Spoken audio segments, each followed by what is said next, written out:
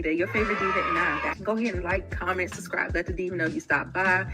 Make sure you subscribe if you like the vibe. If this is your first time here, welcome and welcome back, Diva Squad. And so I give it 3 out of 5 stars. It knew what it was, and it delivered just that. I'm doing a trailer reaction. And we go on Nita the Diva's channel. Hey y'all. Testing, 1, 2. Can you hear me? Put a 1 in the chat if you can hear me. Hey y'all. Long time no see, right? Long time no see. Let me see if I can get centered in this particular shot. Hi y'all. Hello. I missed you guys so much. I am here. I'm back. Hey, bestie. What's up, Tamisa? Can you hear me? Put a 1? Yes, thank you for putting a 1 in the chat. Okay, I put my thing. Hey, Steven. Hey, Daria. Miss you. You missed me. I missed you back. Okay, y'all. All right. What's up, RC? I'm so glad y'all came by to check your girl out. Make sure you hit the poll that I have set up in YouTube. For everybody that's following me over on the other things, you can come join the conversation in YouTube. Like I said, it's been a long time, so I'm uncomfortable, 1. I'm nervous and sweating, 2. And so yeah, y'all just bear with me. I have to, I took some time off that kind of started as a hiatus, and it ended up turning into me pretty much quitting YouTube. And because I'm gonna have full transparency here. This is not my first or second year. This is not my 3rd or 4th year on the platform. This is not my 5th or 6th year on the platform. I've been on this platform for at least about 7 years. And as you know, YouTube and social media is a numbers game. And with everything, that there is a duality. There's something, it's a good and a bad to everything that is going on. And I think I started out with a hiatus. If you don't know, someone who I love and who is very dear to me and my family is battling an illness. And it took a lot of my time. It took a lot of my energy. It took a lot of my time. All this stuff kind of fell together around the holidays. So, and the holidays is always just a bad time for the diva. Okay, so it's just always just a bad time. I forgot to tell everybody to like, comment, subscribe, share the video. Well, you don't have to really share, not this one, or not just yet. I don't know. This is the vulnerable part of my commentary, but we'll get into reality TV, some hot topics, some movies, some shows I'm watching. We're going to get into all of that, but this is kind of like the life update, the why I almost quit YouTube, the just where my headspace was. So if you just bear with me, we have that illness that's going on. I'm like the executor of the well-being of my family member. And yeah, so it just kind of took a toll on me. And also too, Google, YouTube, I don't know, I have been getting shadow banned, y'all. I don't know if it's because y'all not watching. I don't know if it's because like they're just suppressing or whatever. But I know I do at least, well, when I was consistent, I was doing at least about 2 or 3 shows a week, at least 1 at a minimum. And I just was not getting picked up the way I thought I was working. And like I said, I'm no rookie to this. I'm true to this. Okay. So like I said, I've been on the platform for upwards of 7 years. And to see my numbers it gets me really, really choked up. Okay. So anyway, but that is me. But also too, I had to come to find out is that that is something that I can't control. So the only way you can get through things is to go through them. So I can't control who watches my video, who shares it, who likes it, how the algorithm plays with my content. So at the most part, what I just want y'all to do, just make sure you hit that like. If you don't do nothing else, the entry fee to my house is the like button at the very minimum. What's up, Miss AKA? Hey boo. Hey y'all. So yes. Um, so yeah, I'm just getting into where I've been, and I have to get some of this content out because child, ain't nobody gonna care about my top tens of 2024 February. You know what I'm saying? So we're gonna have to go ahead and get into the content. Okay. So we're gonna it was now or never. I have all this content, y'all. Like when I'm telling you, like my energetically, I was not able to get on camera. A lot of times you see me made up. The last couple of times you might not have seen me made up, and that kind of shields you from how I really feel on the inside. So if you saw me on the spot real talk, I was on their channel, um just blank. Like I had been crying so much I couldn't wear makeup, I couldn't do all of the things. So I had to like pull back. Now y'all do know that I was going hopping on people channels, doing panels and stuff like that. People did know that I was going through something, and you know I haven't been on since November 26th. That live went fine. However, even though the person that I was on the live with, uh something happened. Something happened, and the live was fine. We got through it fine, but backstage there was a big blow up that I felt like, um I don't know if you thought that I was a friend, or if you cared about me, that trying to upset me in a moment to get a bickering and an argument going on. It just was not the time for that. So then that's when I totally pulled back, because when I am when like so say like when it's like my grandmother's anniversary of her birthday, her passing, or something like that, I cannot go to work, because all it does is take one person to pull me, and then the energy just shifts. What's up, Demarcus? Thank you so much. Missed you too. Missed you. I be seeing you, Demarcus. I see you all the time, babe. Y'all, I don't be in the chat, but I be in the bushes. I see all of y'all. I see everybody. Hey, Miss Kira. Hey, Shayna. I see y'all. Y'all be up there. Y'all still be representing and stuff like that.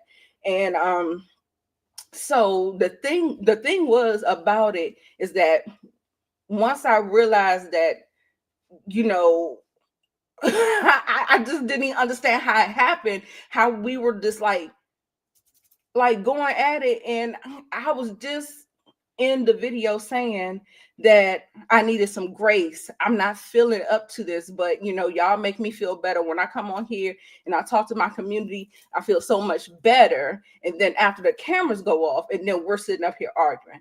Like that's when I had to pull all the way back. Then also too, we have the situation where um just with the numbers, like I said, it's a numbers game, and it's a duality. Things are good and bad, and I don't want to have to keep on getting wrapped up in my insecurities, feeling insecure because YouTube ain't doing the YouTube thing. Like I can't get my ass in this algorithm to save my life. So it kind of was like, I was like, do I really want to put myself back in this predicament? Like, do I really want to have to keep on giving my energy, my time? Y'all don't know how much, even though I was not coming on here giving you content, the content you can look on my Canva, baby. Canva is mapped out. Y'all know I do the things. I play with my graphics. I get my stories together. I don't play those type of games. I don't come up here half-assed, and I don't do all that stuff. I got the visuals. I got everything that you need. That's the way I like to run my show. But like I said, that takes a lot. It does. It takes a lot.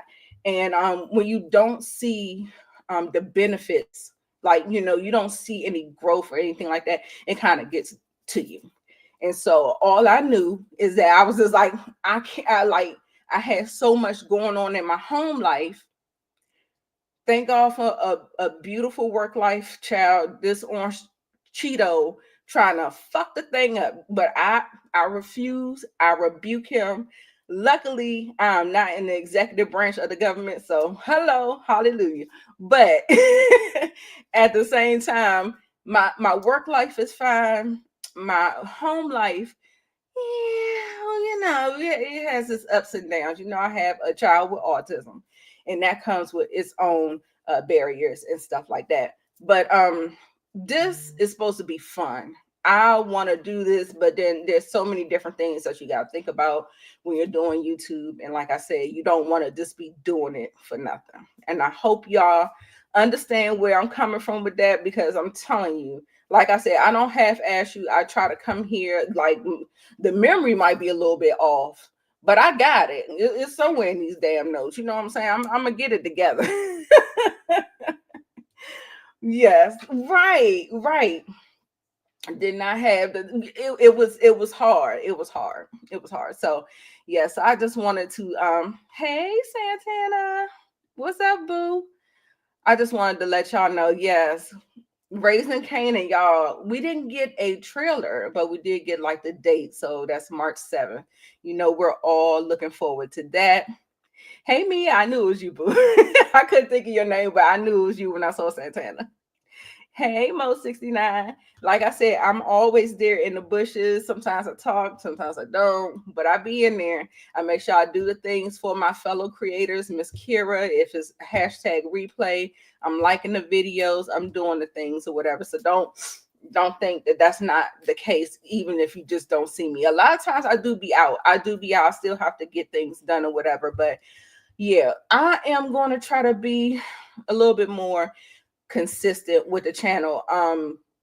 For me, let me tell you what that looks like for me. Sometimes I'm going to put this little lady up right here. Sometimes I'm gonna put this lady up and talk so y'all can get some content. If y'all see that, can y'all see that overlay or something? Let me see. No, I can't make. Can you see? Oh Lord, can't see me. But anyway, I'm gonna put this little lady up and I'm gonna talk and get it out. And but for the most part, I'm not doing a play-by-play. I'm sure y'all watched it.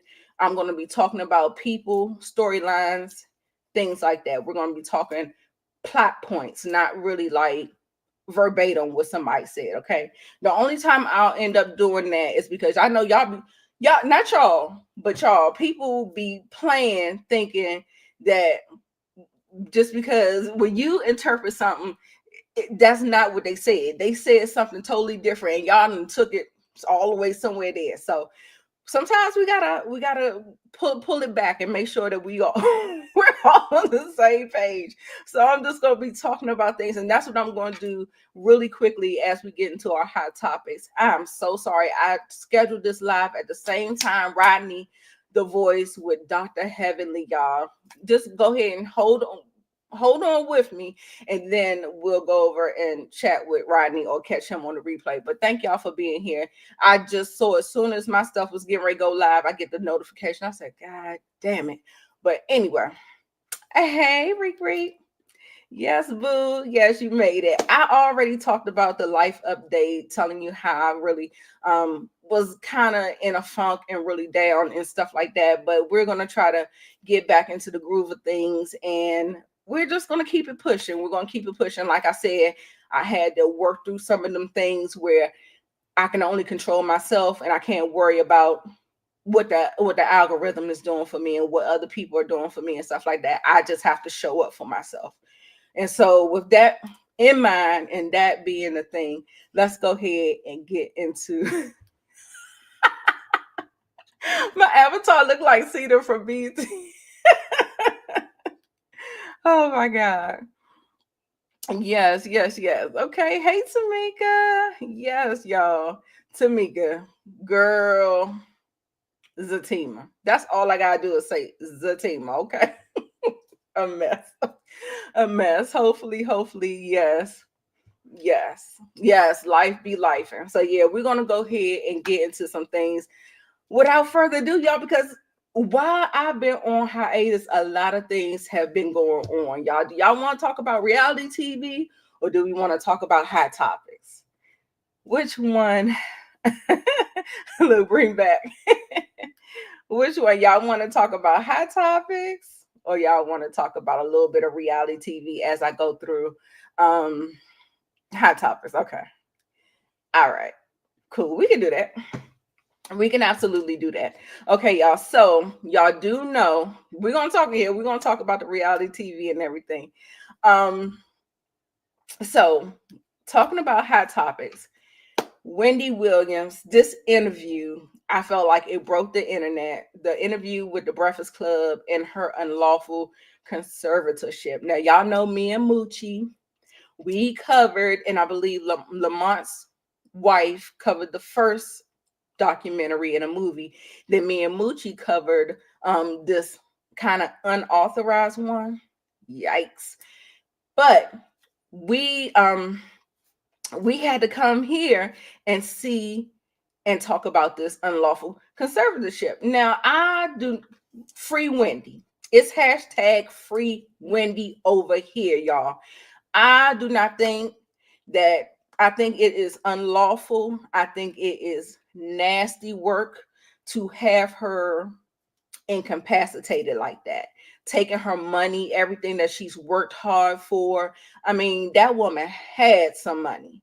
You know what I'm saying? And people don't want to say it. That boy is grown. You hear me? Grown. Kevin Jr., come to the front. Because this is because of you. This is because of you. Now, what I think Wendy should have done. Now, I know that she probably had him as an authorized user on her things or whatever. She should have had his own trust bank account set up where you didn't get rolled up into all of this foolishness. Because let's be clear, Kevin Jr. is compromised anyway. Yes, Wendy Williams, the millionaire, is your mother. And yes, you do have some privilege. And yes, you do have some status and all that stuff. But guess who else is your father? 50% belongs to Kelvin, the one with the new wife. I mean, the new girlfriend, the new baby, new family. Yeah. And they're both men. Y'all don't want y'all want to act like it ain't no bro code going on, but you don't think Kevin Jr. was taking care of Kevin Sr.? You don't think $100,000 in Uber Eats was not just feeding Kevin? Like what the fuck? What are you eating? Are you eating Ruth Chris every night? I just want to know. I want to know. Now, her illnesses and everything that has fallen upon her because of the drinking and all the things, I understand that. I get it. I get all that. I still do not think you should snatch her money. This woman said she had $15 on the Breakfast Club. This woman has made millions. That is absolutely absurd to me. Just absolutely yes, we're gonna get into that, DeMarcus. Yes, let me show you. They next, boo. Okay, I'm gonna drag them. I'm gonna drag them. Don't worry. But we're gonna go ahead and listen to a little bit of this clip from well, it's the Breakfast Club and stuff like that. I know y'all probably already heard it. We probably not even gonna listen to a whole lot of stuff. However, I just want to give you my take on it. There is a way to handle Wendy and her ailments and her money with the financial abuse that they thought that they were protecting her from.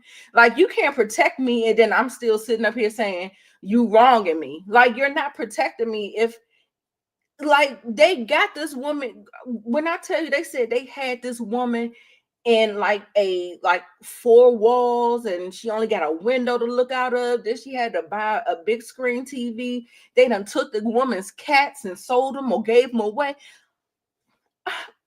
What is going on here? That is absolutely absurd. It is absolutely absurd. Yes, and she can't receive and get calls on her father's 94th. It was his 94th birthday. She should be able, if she wants to get up and leave, she should be able to get on a plane just the same way that I believe that they was able to get her released for Kevin's graduation from college. Now, does anybody believe that he graduated from college, or do he have people doing his work so he could graduate from college? I don't know. I'm just asking the question. I'm just asking. Maybe that was wrong of me for saying that, but I'm just saying. I'm just saying. Anyway, they say he graduated from college, child. Whatever, we'll see. But let's go ahead and get into this whole little this clip from the Breakfast Club so y'all can hear, because I don't know if y'all was underneath a rock, but I felt like you should have seen it because it was like all over the place. And like I said, I know I'm late to the party, so I'm definitely not gonna be you know, saying a whole lot or sharing a whole lot, because we've been there, we've done that and stuff like that. But let's go ahead and see what Charlamagne says. Let me know if you hear echo. Understand what I'm saying? I mean, Wendy Williams is currently trapped in a conservatorship. If you don't know what a conservatorship is, it's when someone is in charge of making decisions on your behalf, but usually because the conservatee is not able to make decisions for themselves. Wendy can make her own decisions. She is not cognitively impaired. She is not incapacitated. She is being taken advantage of. Right. Wendy, tell us what's going on. First of all, to start with, my niece Alex knows a lot as well, but I am not cognitively impaired. You know what I'm saying? No, but I feel like I am in prison. You understand what I'm saying? I mean, Wendy Williams is currently trapped in a conservatorship. If you don't know what a conservatorship is, it's when someone is in charge of making decisions on your behalf. But all right. And she is trapped in a prison, and it's just not right. It's not right. Like I said, I understand she has some alcohol induced issues and situations that are going on, and I feel bad about that. I really do. I feel really bad about it, but at the same time, this is not it. Absolutely not. It's no way that you're going to convince me that this is it for Wendy. That is total hogwash. And I'm not here for it. I'm just not here for it. I'm not here for it. So that is my thing. It looks like everybody is pissed off about the Wendy Williams situation. It's crazy. Oh, Tamisa, I'm gonna send it to you. It was like a 15-minute interview, and then she did one with Don Lemon as well. But yeah, Rika, we always know you're under a rock. I think that Sherry Shepherd is doing a good job replacing Wendy. But what I want to see for Sherry Shepherd, I want to see her own idea. I want to see her own concept. It feels like she's still kind of stepping in for Wendy, but it doesn't feel like it's like her own show, her own idea. But I like her because Sherry is hilarious. Whenever she gets what's that guy named Lenny Kravitz? Baby, whenever she gets Lenny Kravitz up on her show, it is hilarious. It's hilarious. But yeah, I think she's doing a good job, but I would like to see her branch off and maybe in a new season maybe switch it up. But maybe not, because a lot of Sherry's audience might be Wendy's audience, and so maybe that nostalgia might work out in her favor. But who knows? Yes, being taken advantage of. And like, where is the money? Listen, you gonna take my goddamn money, bitch? I want to see a statement. You better give me a goddamn statement. I want to know everything that's going in and out of my account, please and thank you. You're not sitting around playing with my goddamn money like that. It feels like it's institutional. Y'all remember that movie? What is it called? like this, or God, DeMarcus, what's the name of the Netflix movie? I reviewed it and everything, and it was talking about conservatorships and how they be working in tandem with each other. They be targeting these people, the older people that have like all of these millions and thousands of dollars, and taking it and siphoning their money. I can't remember what I can't remember what it is. Yes. Tasha K trying to, yes, definitely. She's always pushing the bar, you know what I'm saying? So yeah, that's it on that. Let's go ahead and talk about our sellouts. Y'all know. Oh my God. Let me see. Didn't Snoop come out with something? He actually even came out with a response. No less. After, I believe, it was in 2017 or 2016, one of those, when he was saying that when he did his first term, who's going to be cooning and who's going to be doing the things or whatever. Child, just for him to turn around and do the same thing. What do y'all think about these? When I tell you they canceled Chrisette Michele, canceled. Didn't think twice about it. Didn't bat an eye about it. Nothing. And we seen how Trump, 45, I hate to say his name, 45 ran that administration into the toilet.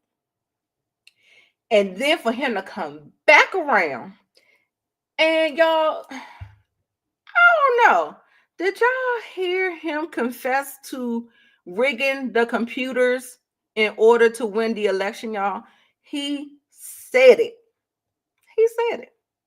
He said it in a lot of his rallies, whatever. After he won and he was doing the things and he was going out and speaking, he actually said that Musk and everybody, we the best in computers, we're the best in technology. We was able to get the computers together, and that's why we won the election. When I tell you, that's what that nigga said. That is what he said. I ain't even gonna lie to you. I ain't even gonna hold you. I'm not gonna lie to you. It was just a mess. It was a mess. No, they didn't give her any grace. None at all. What's up, Momo? Yes, keep the same energy. But no, that is crazy. All of them sold out. Just say you need a check. Say you need a check without saying you need a check. Like, is a check not checking? Now, Snoop on the I ain't never seen Snoop turn down a meal ticket. If it's about the dollar bill, baby, Snoop is gonna be in attendance. That's what I'll say about him. I do know that about him. Nelly, Ashanti, baby. I don't know what to say. I don't know what to say about your boo, Nelly. I don't even know what to say. I don't know. It's above me now. What's up, Inga? I ain't see you over there, babe. Let me see. I still got my little thing. It's above me now. Child. But it's a mess. And then when we sitting up here, like, y'all know that men can do whatever they want without consequence. And that includes the not just these two. You know, it's crazy to me. That's why people are always like, oh, you make it about women and men. And I'm like, but look, it's right here in your face. So I just don't get it. I don't get it. I don't get how y'all don't see it. I mean, I understand the bro code and y'all want to be sitting up there and just turn a blind eye. You make excuses for them day after day after day after day. And that's why I was saying, like, there's a lot of people, like, I'll say the things that won't nobody else say. I remember not to throw nobody underneath the bus, but I have conversations with people about the differences between men and women. First of all, it's a patriarchy. That aside, on top of that, the Black community has, especially women, has been conditioned to protect Black men at all costs. No matter if they play in your face, no matter whatever they do, it's just the, I don't know. I don't know no ain't shit niggas. But whenever I talk to y'all be talking about the niggas ain't shit, but ain't nobody seen no ain't shit niggas. They exist out here. Hello, Rick Ross. Hello, Nelly. Hello, Soldier Boy. Hello, Snoop. There's some ancient niggas out here, and I'm telling you, I asked the fellow diva. I was just like, "This, hey, boo, you got?" I was like, "Ooh, you glowing? You got a man or something? What's going on, girl? You know them niggas ain't about shit." But with the same two lips, will go to defend. Like, I just don't like what? Like, are we missing it? Are we missing it? But you defending them, but then you can't call them out. Like, I'm way past that conditioning and that programming. And that's why I kind of we just don't align. People don't align with my stuff because I'm with you when you right, and I'm not with you when you're wrong. That's just what it is. It's true. It's true, Shayna. I'm just like, what like, don't nobody. Like, they just be playing in your face. And then, are they going to be hurt? No. Is there going to be a consequence? No. They might be in a news cycle for a hot second, but no, they're going to bounce back. Where's Chrisette? Where's her justice? Where is her justice? That is crazy to me. It's insane. Yeah, she shouldn't have never got canceled because what she even sung like a gospel song. DeMarcus, wasn't she singing like a gospel song? And it was about building the bridge, right? It was about unity and I thought she was trying to combat this whole thing, but I was just like, nah, sometimes we got to draw a line in the sand. But then I do know that there are some peacemakers out there, but baby,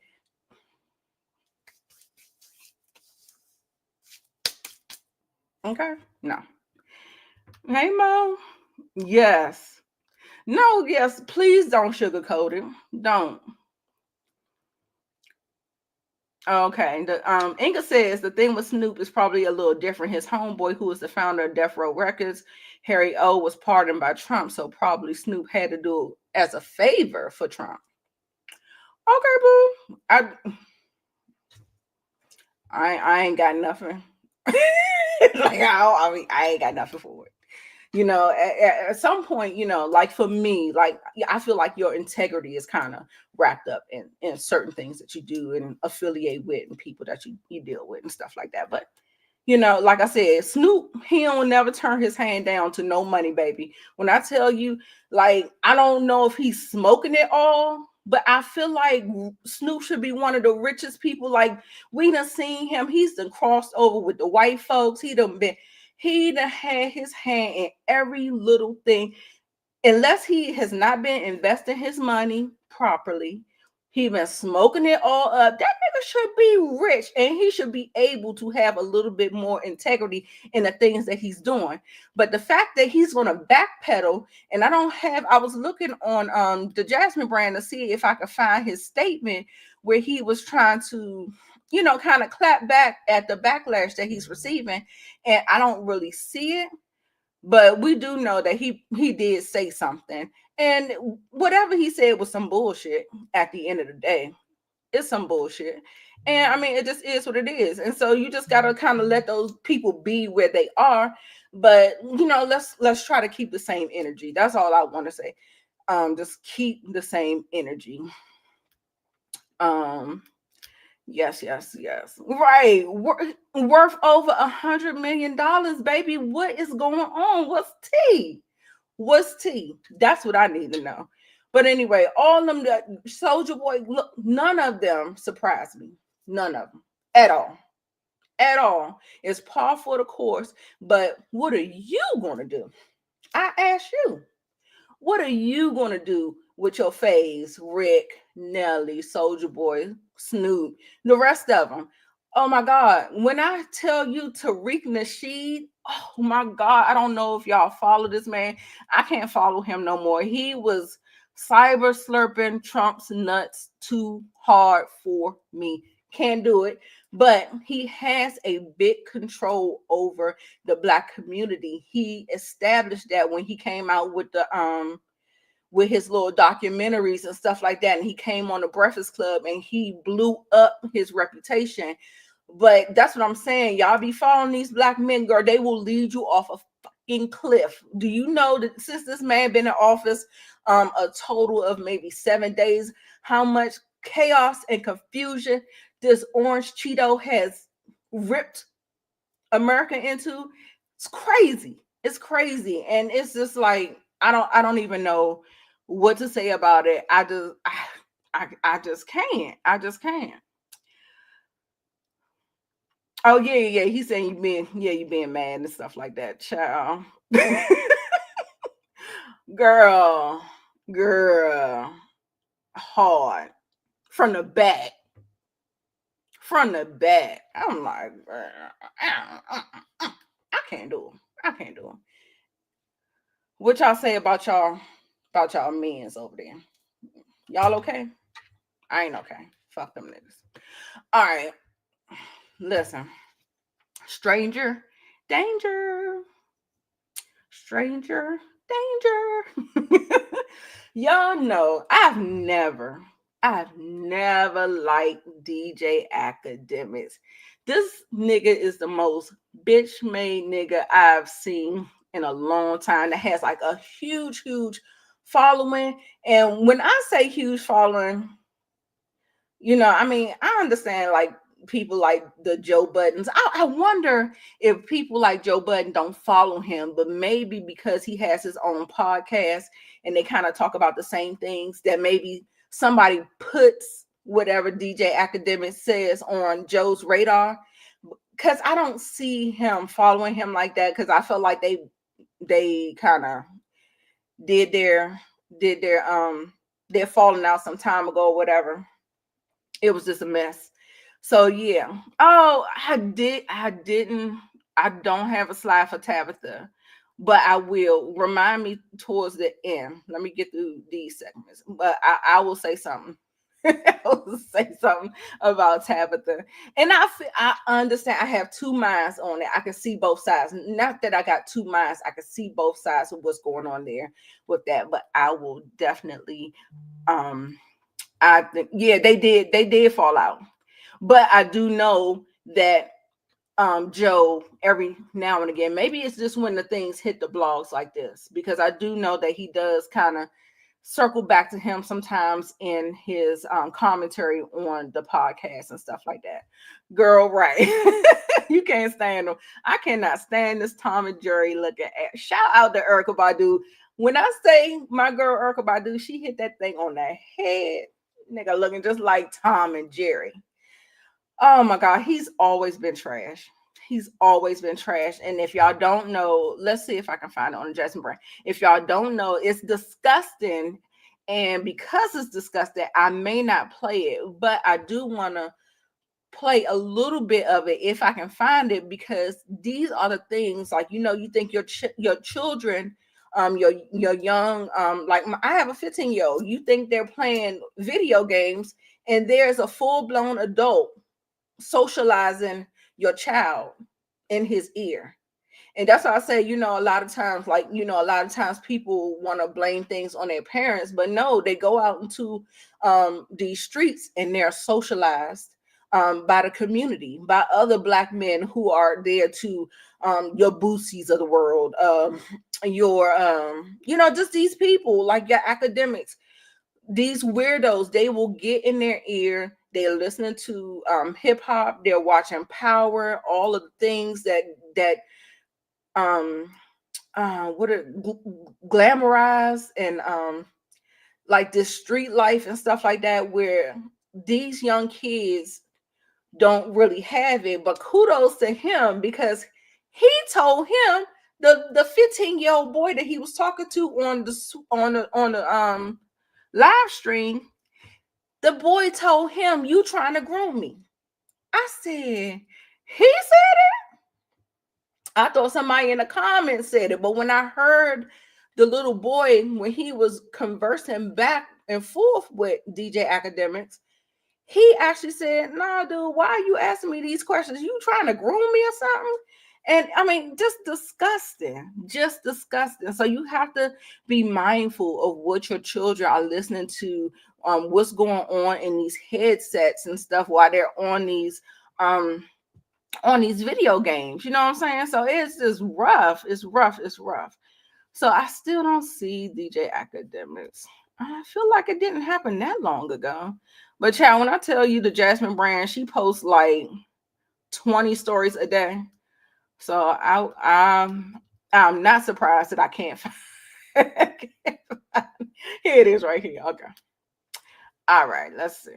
Let me press the pause. Let me press the pause for the cause. And let me share my screen. Instagram. Is that it? No, yeah. All right. So let's see what's going on. Fucking a dude. You let him fuck you? No. Why not? Yeah, why not? Yo. You can have. Bro, Wait. If I can't fuck you, I'm cutting you off. No, yo. Suppose he's like, yo, bro. Listen, yo, you always wanted me to be next to you. Now I could be inside of you. Pause. Yo, I'm not gay. I'm not gay. Nah, You just suck a dick though. Yeah. Yes, today Yeah. with it.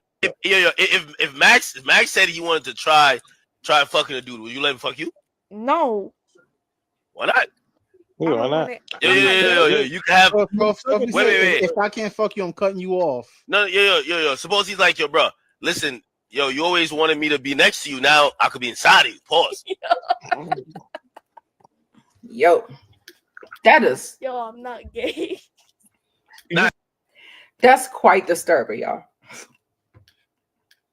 And then Academics come and was like, I can see if I was talking to a young girl. So you think talking to a boy this way is better? You know. Y'all, let me see how old. I want to say DJ Academics is maybe 35. 35 years old. Oh, bitch. I cannot believe they said this nigga is a Taurus. Nigga, get out of here. He must be on the cusp of Gemini because get out of my zodiac sign. Get out my zodiac sign. He's talking to a little boy, an underage boy that is 20 years his minor, asking him about, like, basically dangling the carrot. The same thing like when y'all know how when like with Diddy and these freak offs and stuff like that, and they be saying, did the people sign up for it? Did they know that this is what's going to be happening? Absolutely not. A lot of times people get so swept up in the fame, the fortune, and all this stuff. And just like he was trying to dangle a carrot. Like, oh, but like just like with Diddy, oh, you get an opportunity. Here's a carrot. If you come and party with us. Now, did she think she was gonna get assaulted? Did she think that she was? Did they think that all that stuff was gonna go on? No. When Cassie got with Diddy, do y'all think that she thought that he was gonna be slamming her down to the ground, kicking her, throwing a lamp and a vase at her head? Do y'all think that people really sign up for that? I just know that back then, in the hip-hop era, the 90s, the hip-hop era, rape culture was very, very, very prevalent. It was very prevalent. And for the most part, a lot of people was like, this is like your rite of passage. You had to do some strange things to get some change or to get ahead in the game. And I don't know why people don't think that the lines can be crossed. like whenever a victim comes out and say something, I believe them. I believe them. I understand what it was. It was a different time back in there. Y'all remember Freaknik? Y'all remember it started out one thing and it turned all the way into something else. But didn't it do it though? It did it. So you can't always just write people off and not believe people's stories. It was terrible back in the day. I mean, when we were younger, the young girls was worrying about messing with drug dealers, and these older boys, they becoming, girl, how weirdos. 25 and up, 25, almost 30 years old, and they come to the schoolhouse to pick you up from school and do their business with you. Whatever you allow them to do, I know it. I lived it. I ain't telling you something I heard. I'm almost 50 years old. I'm telling you something I know. Okay. Hey, Queen. Hey, Queen. Yes, that documentary is a different subject for another day. Definitely that. Definitely. Yes, this generation is cooked. It's crazy because a lot of times they don't even have, this generation now is very automated. And so they do have, some of them have, I won't say all of them, but they don't have the street smarts. They don't have the lived life experiences because, things don't operate the way they did back in our days. Like when I was in high school, graduating high school in 96. And, that was like, during that time. It was during that time. Okay. Yeah. It was a good time. It was a good time. I'm not going to say it wasn't a good time because a lot of the stuff you don't realize that you were being a part of and the things that you were doing, it felt normal. And it's not until you get into your 30s and your 40s and realize like, yeah, no, this was like crazy work. This is crazy work. So yeah, I definitely understand. It was a good time. We did have great music, great times, and all that stuff. But it definitely had its ups and downs or whatever. So I heard that his Twitch account was banned, so he's out of there. Good on him. Get him off of every platform that he needs to be dethroned. And this is what I'm telling you, like when these men get a little bit of power and stuff like that, you don't think they're gonna try it? They're gonna try it. Because they think they can, I got like some of the power, I got a little bit of money like these people do. Let me test the limits. You might get a little ways with, a couple of women here and there and stuff like that. But at the end of the day, you still a weirdo. You still a weirdo. So, and that's that on that. Get this nigga out of here. I don't have to hear nothing else about DJ Academics, and I will be fine. Okay. Miss Kira, Inga, who are my girls? Shayna, all my Love is Blind people, y'all. Come on. My Love is Blind people. Come on. All right. Lila and Ashley, it's over. As if we the people were sending smoke signals. We were waving the red flag. We was like, Ashley girl, come to the light, Caroline. Come to the light.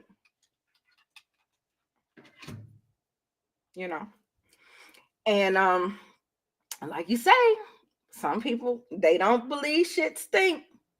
They don't believe fat meat is greasy. And so you have to let them learn on their own. I say this all the time. I say it all the time. Some people want to go through, but y'all know what, girls, my girls, Miss Kira, Shayna, Inga, I thought that she was going to hold it down. I thought she was going to be one of them ones that was going to be like, oh no, I'm going to show them. I thought that was Ashley. I did not think that she was going to throw in the towel that easily, because when I tell you her ego is so big, and that's how I know how young she is, because she still operates in her ego. And whatever Lila was doing, it must have been 10 times worse than what we the people saw on the screen, because we was like, Ashley girl, Ashley, red flag girl. So can you imagine when the camera's not rolling and stuff, she realized that he was a piece of shit and he wasn't worth none of the stuff that she was doing. So those rose-colored glasses came off pretty fast, y'all. Let me talk to my girls. Let me talk to Shayna. Let me talk to Inga and Kira. What's going on? What y'all say? Thank you, RC. Thank you. Listen, I said it had to be like, nigga, you ain't shit. Like she had to see it for herself. But I just thought she was gonna be delusional. I thought we was dealing with one of those ones. She was delusional because things were still fairly new. But that shit get old real quick, don't it? Don't it get old quick, ladies? Okay, Shayna, I hear you, baby. Okay, let me see. Tamika said, I don't know these people. Like, yeah, she tried. I'm telling you something, or the lies was lying. He was lying. And she was just like, nah, nigga, you ain't gonna keep on playing in my face. Man.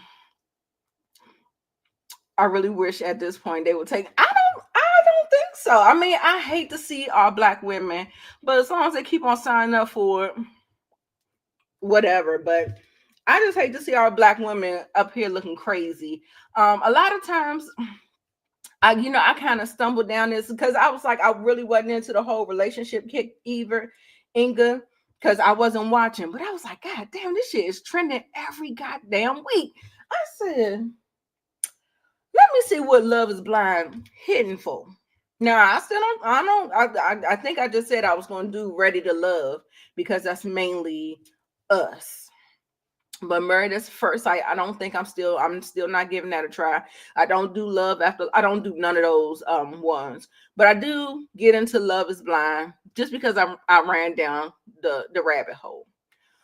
But listen, I don't think so, because what I like about shining a light on these situations, hopefully it'll make people think and not be so naive.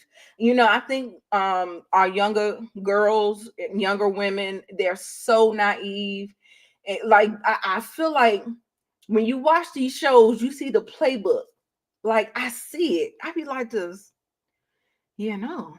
Like I see the board. I'm just like, y'all don't see it. Like that's why I'm like, you gotta wake up early. You gotta wake up early to get one over on me, baby. I'm trying to tell you.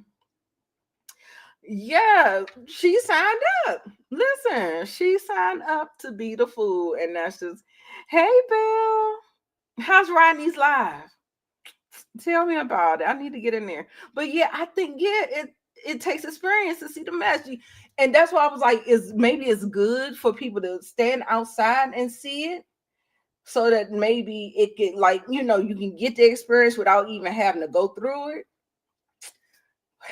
Listen, I don't know, y'all. But Belle, you're gonna have to check the beginning of the video. I told why I almost quit YouTube, life update, channel update, and all that stuff. That's like the first 15 minutes of the live. And so we're just in hot topics now. So yeah, right now the thing is about these particular dating shows and how viral they're going and stuff like that. Most of the times you're not getting authentic, like, relationships. They're in it for the social media virality, the fame, the clout, the things of that nature and stuff like that. So then you don't get like a true, thing. But these niggas still ain't shit. So just look. And the one thing that I do want to say about Lila is that he admitted to everybody that he likes to tell the women what they like to hear.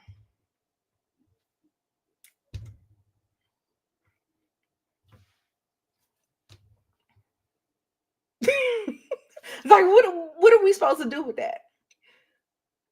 He tells the women what they like to hear. First red flag, you telling me that you got children outside of the pods after I agreed to marry you? Rap. Absolutely not. That is a snapshot of what y'all future is going to look like. He is a master manipulator.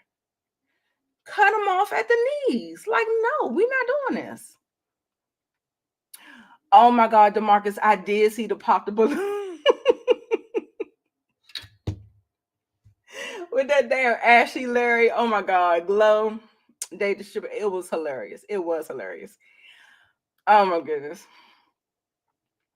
Most of the people rooting for the people. Oh no, I actually don't. I mean, as you start to see the foolishness, I want them to break up.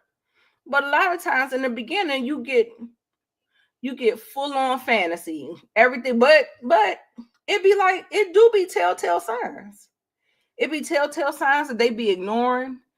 But yeah, we do need more success stories. We do. And not the dumb ones. Not you, Miss Ashley, Miss Bird Brain. Girl, I'm so glad you done woke up from your stupid slumber. That's all you can ask, huh? You can only ask for them to wake up from their stupid slumber. Who knows when that will be, girl? Let them be. Wish them prayers and sorrows and wish them on their way. Good luck. Inga, you not surprised? Girl, I'm telling you, I thought she was gonna be standing up in it. I thought she was gonna be standing up in her wrongness, girl. I just thought it. I thought it. Yes. So glad that, because they was talking about children a lot, and I was almost scared for our good sis, girl, aka Bird Brain. Anyway, let's move on. Oh boy. Tonight's conversation, y'all. Tonight's conversation, Mr. Ace Metaphor and Miss Keita Rose. Come to the front. Come to the front. All right. Did they say no? No. She just kind of made like some blanket statement. And she didn't even say that she filed for divorce. She said that they were separated. Now, I know in Maryland, you do have to be separated by law for 1 year. So I live in Maryland, so I can tell you. And I've been through a divorce. So 1 year separated. And yeah. So no, we don't know why. But I think LIL, he ended up going on some damn podcast. I gotta watch that. For some reason, I be tuning them out because like I feel like the way LIL talks, he talks in word salad. He does not answer the question. He is all dancing all around the question. There are no, like, that's what I was saying. That's why I didn't even watch LIL's thing. So now Keita has come out with this, who the heck did I work for? Now, y'all, Monique Nicole, I'm gonna drop some tea on you. I know you want to do the relationship podcast and a relationship panel thing or whatever. When you do relationship stuff, I think what needs to happen is that women need to listen to women and men need to listen to men. This dynamic, it's usually about 6 or 7 people on the panel. Ace Metaphor, it was his idea. Because when you start to commingle things like this, there are a lot of things that can go wrong. Now, what I can tell you about Ace Metaphor, he learned from the Derek Jacksons of the world.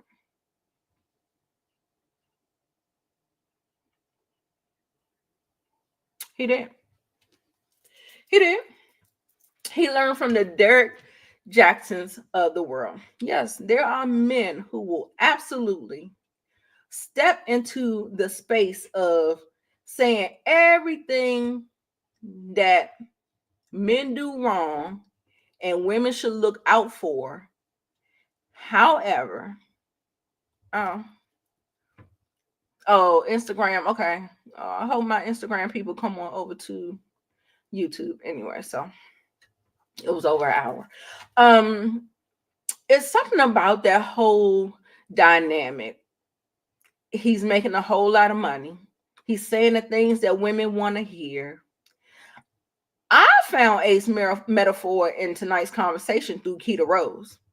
I was following Keita Rose when she was on TikTok. And then when I started following her, and then she joined this particular panel, and then all the other people, I think Dr. Bryant is on there now. They have like a rotating stage. I don't follow them that much. Like I said, I do like some of the things that they say. I don't rock with everything. Sometimes the women are pick-me's and they say the things that they know the men want to hear. Same thing with the men. They say the things that the women want to hear. However, I like to see how their platform will flourish talking to their gender. Because first of all, I'm going to tell you one thing. Men don't like to listen to women. They feel like they're above you. So they don't like to listen to women. We see that with the past election that just went on, right? So they don't. So I feel like they should just have their own lane. Now, if for this particular thing, I do know that people do things and they want to have like a total, just kind of like a full panel, like everyone is represented. You have men, women, younger, older, the demographics kind of, you want your millennials, you want your gen, whatever, the little different generations. But at the end of the day, I don't think that it's, I don't think it's productive. And the way that we see how the men, and they're usually the most successful, because of course, men, patriarchy, they just automatically get it anyway. But the way that it lands, he's going to be more popular. So we got Keita, we got Kitty, we got Kitty Rose, we got Keita. I forget what the other lady name is. They got Rashad. And I think the one with the beard and the glasses, I think he just branched off and left as well. But y'all do know when y'all get on these platforms and they ask you to get on these platforms, a lot of times it's for exposure and they're not really paying you. So, you can come on and be a part. But the person who is in charge, their pockets are getting laced. But is the money trickling down to you? Because you're giving, but they were like, oh, you get exposure. You know what I'm saying? So a lot of times they the same thing. Like, have y'all listened to Fresh and Fit? He invites these women over. These women, I don't know what the fuck they see in their eyes. I guess they feel like, to me, I would never go on that platform. Ever. I don't care what kind of exposure you're exposing me to. I would never go somewhere where I know the target is to disrespect women. That is asinine to me. And so I don't know, like, some people deal like that. Some, like I'm saying, people integrity, their morals, their intentions, they be all over the place. So you definitely have to, be discerning. You got to have your intuition in check. A lot of times they want you to come up there so they can sleep with you, what you want to get in, what you bring to the table. We heard the things, right? I don't understand why these women be signing up for that bullshit. That shit is crazy to me. It is absolutely asinine. Right. Girl, I'm so glad they had a nice little ride. I'm glad they kind of got canceled and like flushed down the toilet. Every now and again, I hear like something from them, but girl, no, absolutely not. It's a no. Yes, want to be Kevin Samuels. Like that's what I say. Like these people are bred from your Derek Jackson. So there are archetypes out there. There are people who actually pander. And don't think that men don't know how they're supposed to treat women. They absolutely know. But they will treat you like that if you accept it. They're gonna play in your face. They'll play. We're gonna talk about playing in your face when we get the young, famous, and African. Okay, we're gonna talk about playing in your face then. But I'm just gonna wrap this up. I was gonna listen to Kita's things, but girl, when I tell you she's very animated, and I don't think I'm ready for that kind of stimulation right now. So, this whole thing, I believe Kita. I do.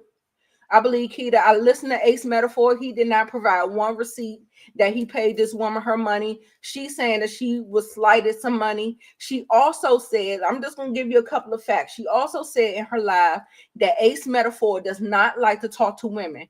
Like, how you going to have me on your platform, but you think you want to talk to my husband or my boyfriend, and he not the one? How and what? In what world does that sound right to you? That the person that you invited to your platform because she don't have a penis, you act like you can't have a conversation with me, and you need to have my partner doesn't even have nothing to do with social media, management, money, finances, nothing. No. What do you mean? But like I said, people do it for the opportunity. They do it for the opportunity. But it just is what it is. That was a red flag then and there, talking about he don't like to talk to women. What? Yeah, no. Cause to me, that's code words. Like y'all sitting up there doing some side deal, about to cut me out of some shit. Or nigga, have me on speaker, because if something don't sound right, I need to know. Okay, so I'm just putting you up on game. But anyway, this whole thing we're gonna keep on. It's still shaking out. She's doing like this, probably this Risa Tisa 50-part thing. I think is very emotional based. I think that she could have probably put it together with a little bit more clarity. But, you know, she's very humorous in her delivery of things and topics and stuff like that. And because she was done wrong and she's recounting the mishaps against her, her story is getting all jumbled up. You know what I'm saying? So, again, I just wish that maybe she can script it out a little bit. She can get her thoughts like a boop, boop, boop, boop, boop. Because it's a lot of, you know, it's, if you're not familiar, you're gonna kind of be lost and all over the place. But we'll keep it. I'll end up doing a hot topic segment once a week where we can talk about what's on the blogs and stuff like that, because I really like to talk about it. I'm not gonna do it every day. I can't promise that, but I'm gonna definitely try to get it in there because I love talking about different things or whatever. Oh yeah, y'all. So we get into the last thing. So make sure, is it the last thing? It's not the last thing. Okay. We talking about the lady, the little girl. That's the last thing. Okay, so let's talk about the Oscars real fast, y'all. Y'all know I'm a movie girl. I am your movie girl, okay? So let's go ahead and talk about the snubs and the surprises. Now, what I will say, of course, I have not seen every movie that has come out. However, I do have my thoughts. I think for the most part, being as though I didn't see, I would say I did not see about 35% of the movies that have been nominated for Oscars, but I've seen a good little chunk, right? So, okay, let's go through and see where I think my snubs come in at. And there's not that many. It's really not that many. So, we're gonna get here. Sound. I think I was good with. Oh, let me go up to the top. Okay, the 97th Academy Awards, y'all. I was okay for the most part. I was sitting up there watching. I said, damn, I wish I could have did a actual review in real time. But y'all know they be doing the nominees like 6 o'clock in the goddamn morning, girl. Whatever. Okay, so now I did not watch The Brutalist, y'all. When I tell you, please, y'all, I don't know what's going on with these directors where they want 3-hour movies. I don't have it to give. I just don't. And this was a fan favorite. The Academy and the critics loved The Brutalist. Adrian Brody, I'll give you your props or whatever. Timothy Chalamet, he's an excellent actor. Coleman Domingo, same. Ralph Fiennes, same. Sebastian, same. I was not mad at any of these. Any. So, supporting role. I do have a snub in the supporting actor. And I'm going to tell you why. Now, even though I did not care for Gladiator 2, the movie as a whole, the movie was fine. It was fine. But Denzel Washington's part was everything. Him, what he did, his character, the way he turned that thing out, baby, he should have been nominated in these nominees. And if I was to take someone off, it would be Kieran Culkin. I watched A Real Pain the other day. I mean, it was fine. It was fine, but it wasn't Oscar worthy. But I think Denzel Washington was. Okay, so actress, leading role, Cynthia Erivo. Great. I'm fine with that.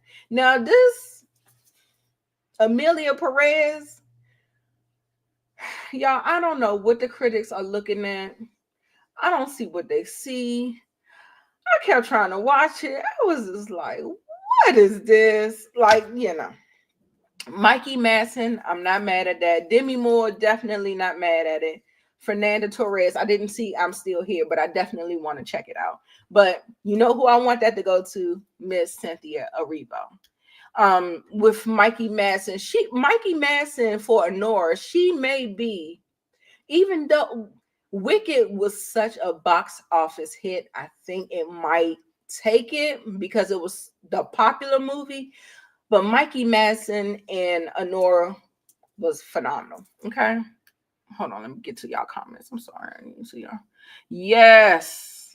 Sterling K. Brown. He is absolutely on his way. He is on his way. I hope he gets a nomination, an Emmy for Paradise. Y'all watching that? Y'all have to get into it. Get into it, okay? Yeah. So anyway, let's see. All right. So Demi Moore. Oh my God, she was amazing. And did y'all watch The Substance?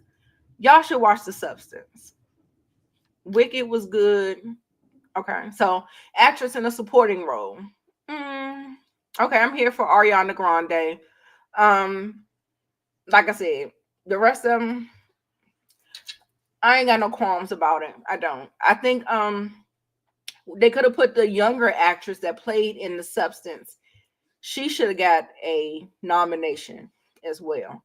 And I probably would have took, I don't know, Monica Barrero. I would probably take her off and put the young girl from The Substance in there. Okay, so animated feature film. I'm good with that. The Wild Robot is a good, I'm glad that was up there. Short film, don't know, don't care. Cinematography. Okay, no, this is not a snub. Dune Part 2 is in there. Yes. Definitely should have been in there. So that's fine. Costume design. Let's see. Wicked is in there. I'm fine with that. Gladiator, fine with that. The rest of them I didn't really see. Directing, snub. Denis Villeneuve for Dune 2. He should have been in the category for Best Director. Dune Part 2 was snubbed. And what we could pull out is either a complete unknown or Amelia Perez. Okay. Documentary. I didn't watch any of those. Okay, didn't watch none of those. Okay, film editing.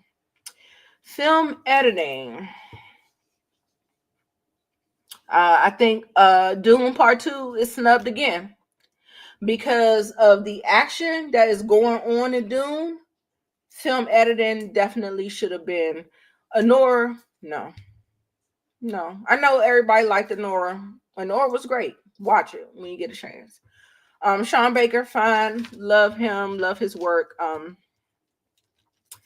Conclave could have been out of there. Emilia Perez, you know, when you're talking about plays that are adapted to be movies and stuff like that, there is a lot of movement.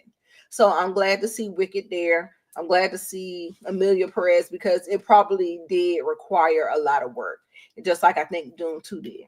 So international, I ain't watching that. Makeup and hairstyling, Nosferatu, The Substance, and Wicked. I'm fine with that. Oh, and A Different Man. Did y'all watch that? It's crazy. Music. Okay, long as Wicked is in there, I'm okay. All right, best picture. Okay, let's get the best picture. Doing part 2, I'm fine. Amelia Perez should not have been there. The Substance is there, Wicked is there. I'm okay with it. I just felt like yeah, I'm okay with best picture too. Production design, long as Wicked is in there, Nosferatu. Okay. All right. Well, yeah, let's make this short and sweet. All right, y'all. So that's how I felt about the Oscars. All right. So now we're gonna get to this is the last topic of hot topics is this pastor Jackson over here shaming this young woman, a pregnant member of this probably a Pentecostal apostolic church, had her, not the boy who pregnated her, but just had her up there by her lonesome, like she conceived the baby on her own.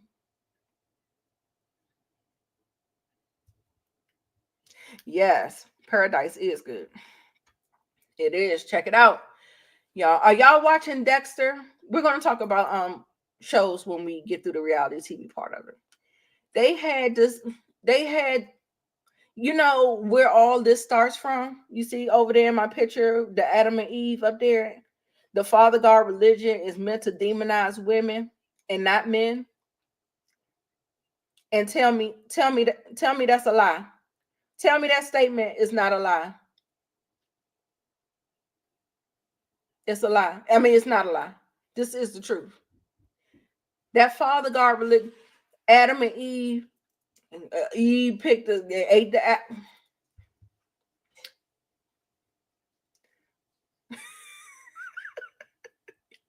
Y'all know.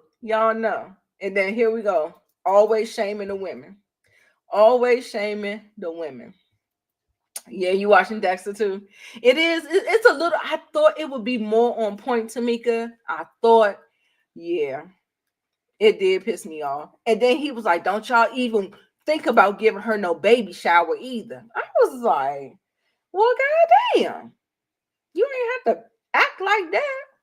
You know what I'm saying? Talk about. I mean, the at the end of the day, the baby is a blessing, right? Like, what are you doing? Like condemning the baby too? Like, Pastor Jackson, are you okay? You know, I wouldn't be surprised if one of them deacons or Pastor Jackson is the father of that baby. I wouldn't even be surprised. I see they ain't up there on Front Street. And I don't like it. It's some bullshit. I do not like it. So, anyway, don't like it. Didn't appreciate it. It pissed me off. And yeah, no.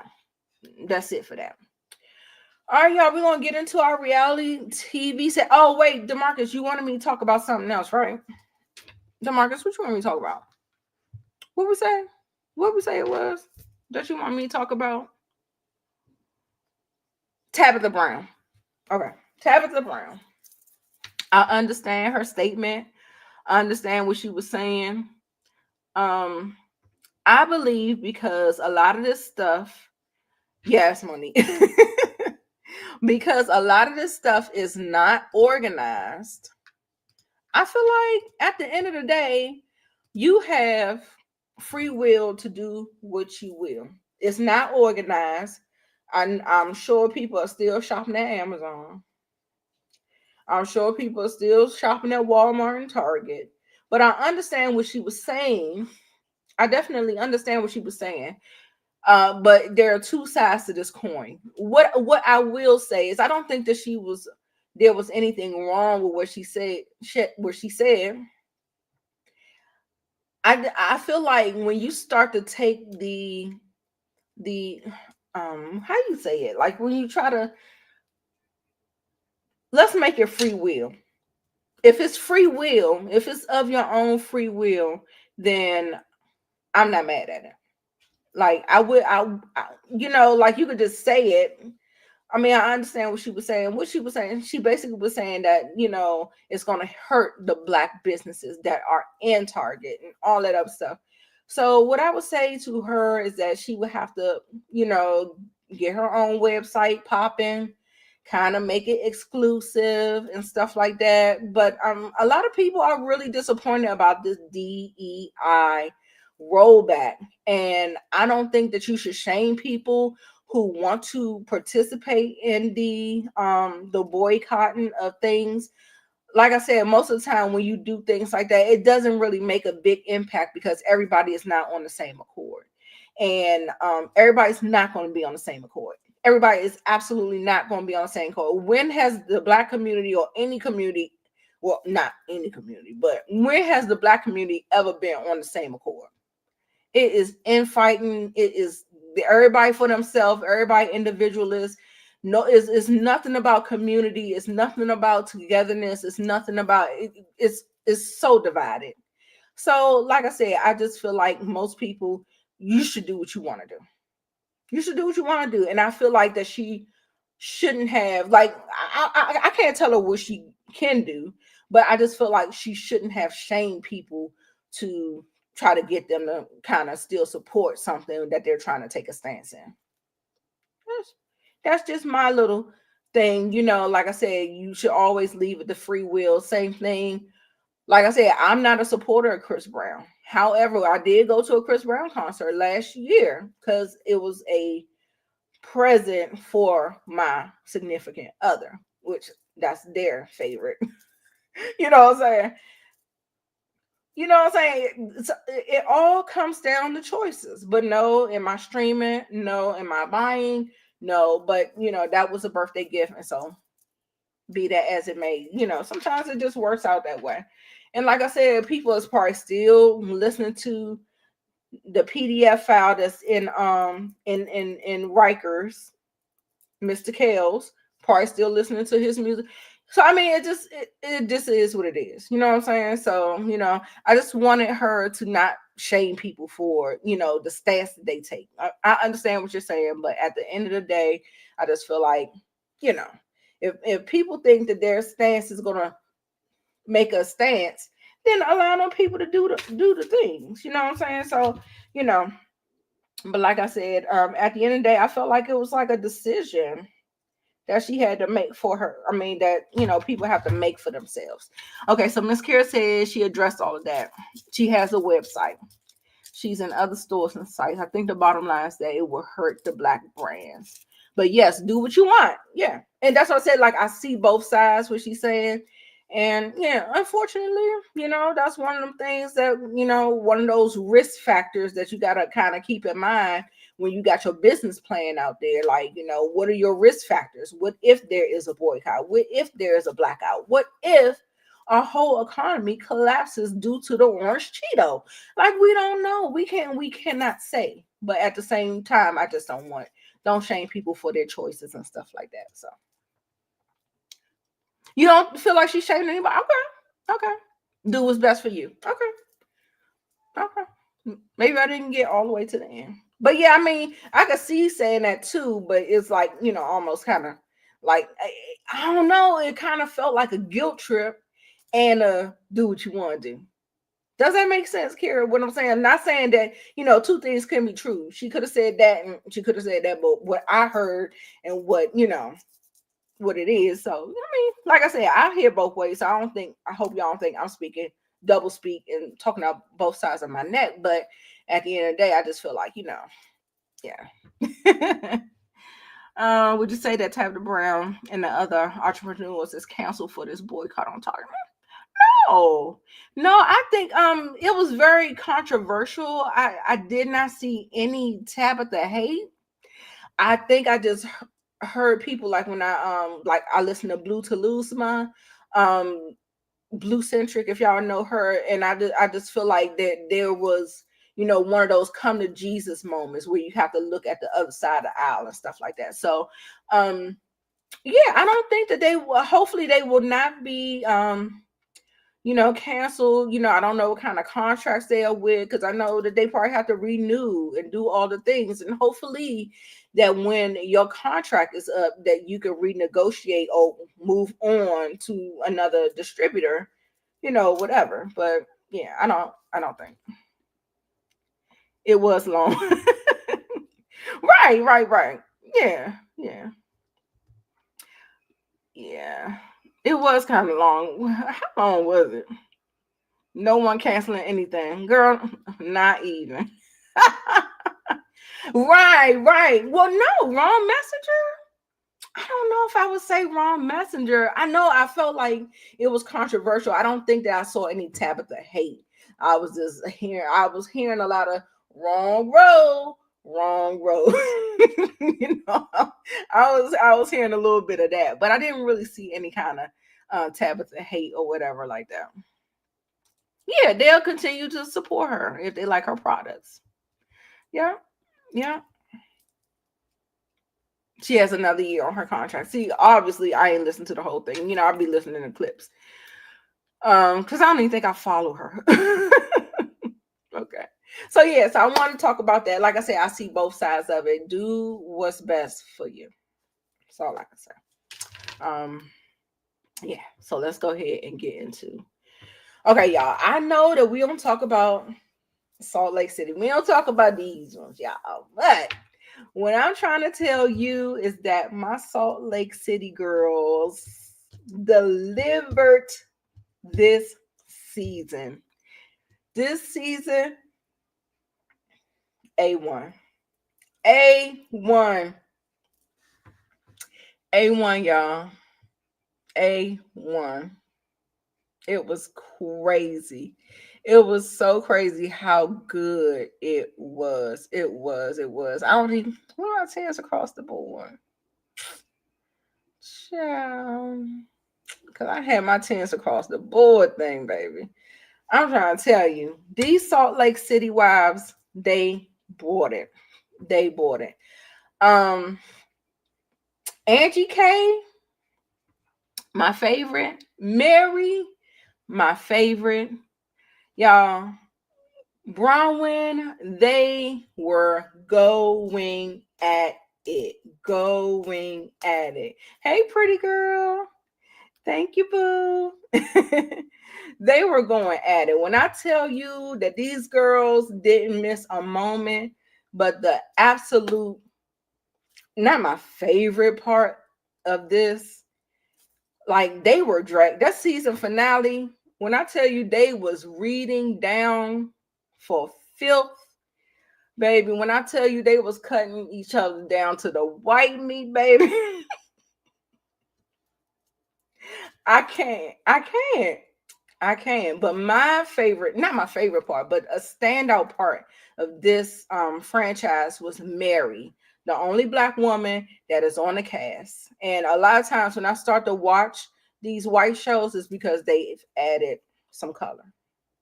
And Mary is the reason why I started watching Salt Lake City. And she came back, and her son, her young son, he is very young. I want to say he's about 23, and he fell under addiction. Under addiction, and his mom was really, really worried about him. And baby, when I tell you, snotting, boo-hoo, crying at the vulnerability that they had in that scene with each other. And because one, I am a parent of a son, baby, when I tell you the waterworks, oh my God, It was so touching. He talked about unaliving. He talked about the addiction. He talked about how it started, how it progressed. He was talking about his self-worth and how he felt. He said he felt like a stain on the earth. I said, oh my God, when I tell you that thing gut punched me, like to hear a young adult or a child say that they feel like a stain on the earth that needed to be removed. I was just like, baby, I did. It was a lot. It was a lot. But they delivered this season, hands down, one of the best ones. The reunion, yikes. It was a little snoozy. It was a little snooze fest going on there. But my MVP of the season will probably be Angie K, Mary, and I kind of like Heather. But anyway, moving on, because I know y'all probably don't watch like that. The Real Housewives of Beverly Hills. Of course, you see our sisters here. We got Bozma. She's right there in the corner, and then we also have Garcelle. Everybody knows Garcelle. Garcelle's our girl, right? But we also have Cal. We have Sutton. We have Dorit, and we have Erica J. EJ.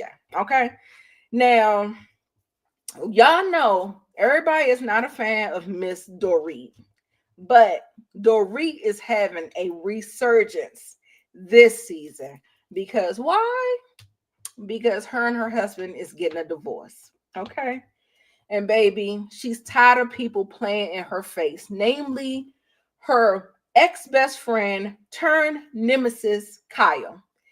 And baby, the claws are out. The girls are chopping each other down to the white meat. We already said it, right? We said it.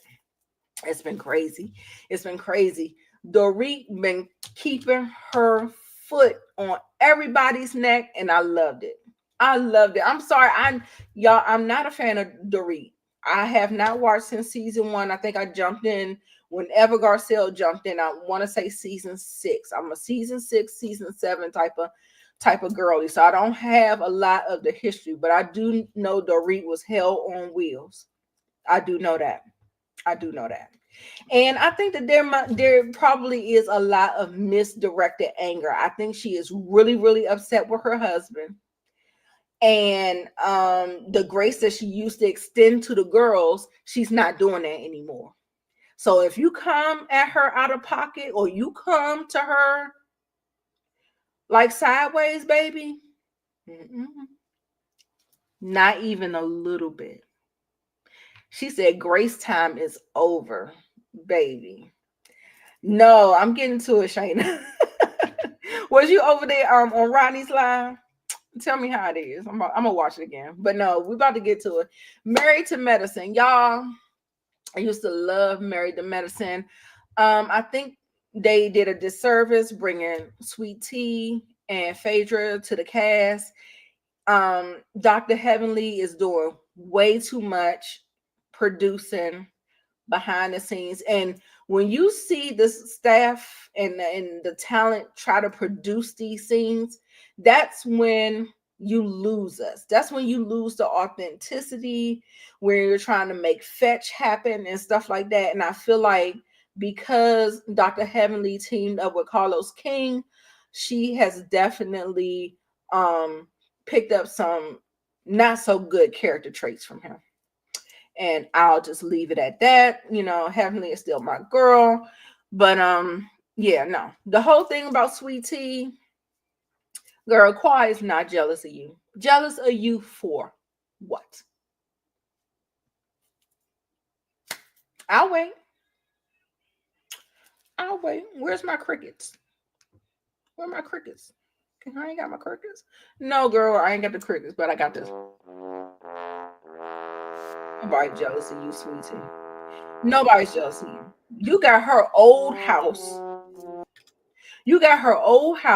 Her old man. She done moved on, upgraded. Jealous for what? She looked better than you. She older than you and still look better than you. And you still trying to shade people, age shame people. Girl, get out of here. Go with your own play group. She needs to go with her own age group and play group, because you coming over here into a cast of seasoned women. No, ma'am. No, ma'am. Talking all that smack and stuff like that. And then you sit up here and marry a man who is older than them. But you talking smack about them. Girl, Sweet Tea, get the fuck out of my face. I do not like Sweet Tea, y'all. Everybody like, I don't get the Sweet Tea hate. Girl, no. She do ting too much. All right, Shayna, we here. We back, baby. We talking about love and marriage. Huntsville, baby. I got a lot to say. We're just going to talk about the people. I'm not talking about the situations, because, of course, we are past that now. Okay, so let's go ahead and get into love and marriage, Huntsville. First of all, Trish, come on. Come to the front. Trish, y'all, Trish is a lying ass bitch. There is no way for me to say it any different. She is a lying ass bitch, and she's not to be trusted. She can't talk. She's sitting up there talking through her teeth and batting her eyes and trying to get her lies out. She can't even lie straight. Girl, what is going on with you? Absolutely not. Absolutely not. She is ridiculous. And shout out to the season finale that came on Saturday. Ken got in her ass. Rightly so. Rightly so. We was waiting for Ken to wake his ass up. However, Ken, your dirty slip has been ripped off and it's showing. Okay. I don't give niggas too much. I don't give them too much, because as soon as you give them something, that's when they're going to embarrass you. And here we go. The first season you on, there's the embarrassment. We knew that the person would show up at some point. You know, you can fake the funk for a long time, but not all the time. Okay, so yeah, all that pump faking he was doing about taking care of the kids and all that stuff, and the first chance that he was able to throw that shit up in her face, them kids, not our kids no more. Or, you taking care of her kids, now they your kids. Girl, yeah, he showed his ass but for good cause. But at the same time, you still got to look at it. There's still a duality with it. Ken, you ain't shit. You ain't shit either. Like, I see through the shit. I see through the facade. And then I still hear that they're still together to this day. Riddle me that. Like, no, I wasn't fawning and falling all over Ken because he presented himself. Do y'all know that that's what they do? They present themselves to be what you want, right? Okay. Listen, please don't be fooled. Don't be fooled by these niggas, baby. Don't do it. Don't do it. Don't do it, because every time,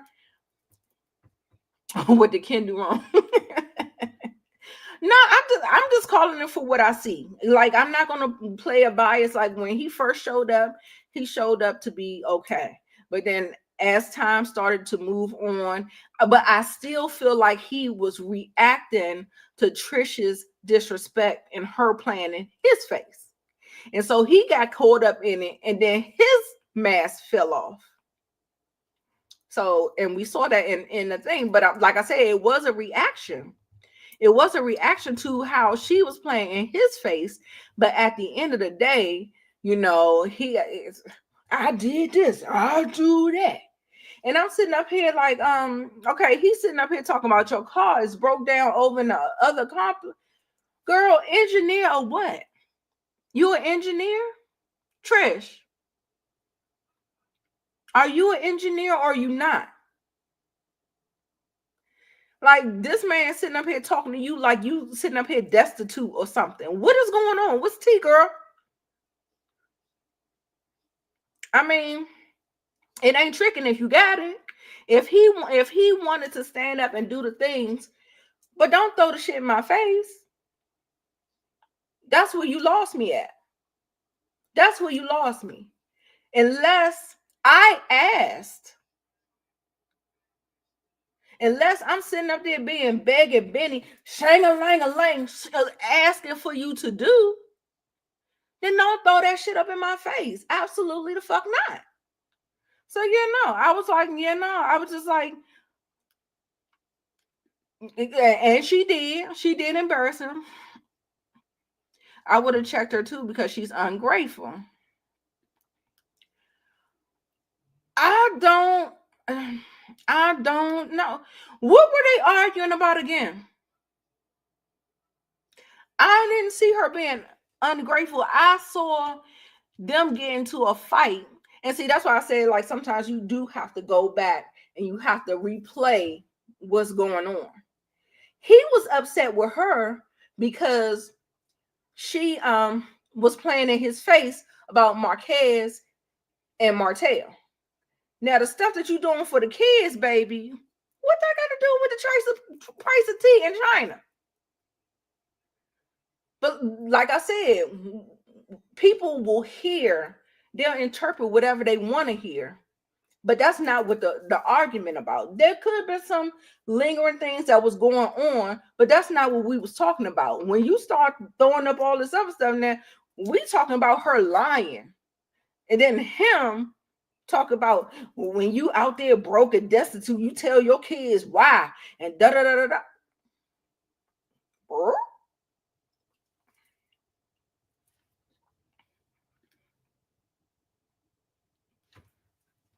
You didn't miss nothing, Shayna.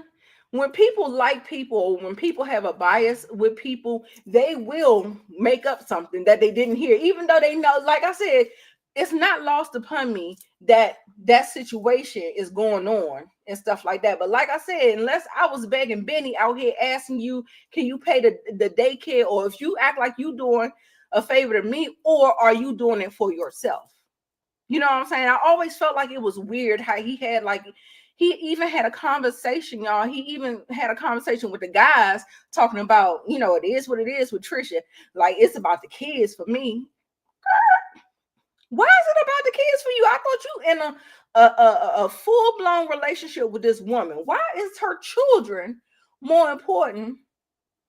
But that's why the men call bullshit on him, because we already know that that's some bullshit. So that's why I said that we can. You didn't miss nothing, Shayna, but I was saying, don't throw nothing in my face. Don't throw it in my face. Don't throw it. Don't throw it in my face. Yep. Two things can be true. She is a liar. She's manipulative, but I never seen her be ungrateful. I never heard her say, well, you ain't got to do nothing for me. And da, da, da, da. I mean, if you going to throw it in my face, then yeah, maybe I'll say you don't have to do it for me. But I'm just saying, don't sit up there and do it and then try to throw it in your face. So it feels different. You know what I'm saying? So yeah. You gotta come on this. We're gonna talk, Monique. We'll talk and we can get together for our reality talk. Done with both of them, Inga. Yes, Captain Save-A-Ho, nigga. Go ahead and retire your cape. Go burn it in the booth. In your Superman booth over there.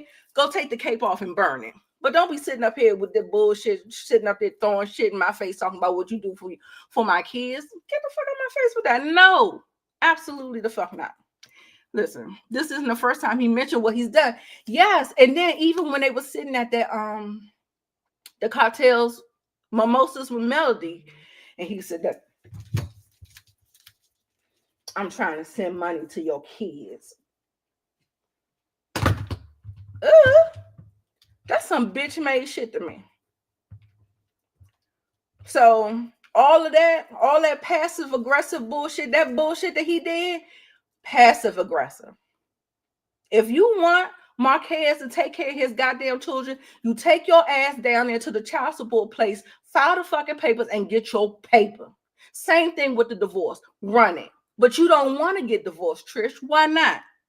That's the question. Why don't you want to get divorced, bitch? Run the papers. He abandoned you. He doesn't even have to sign.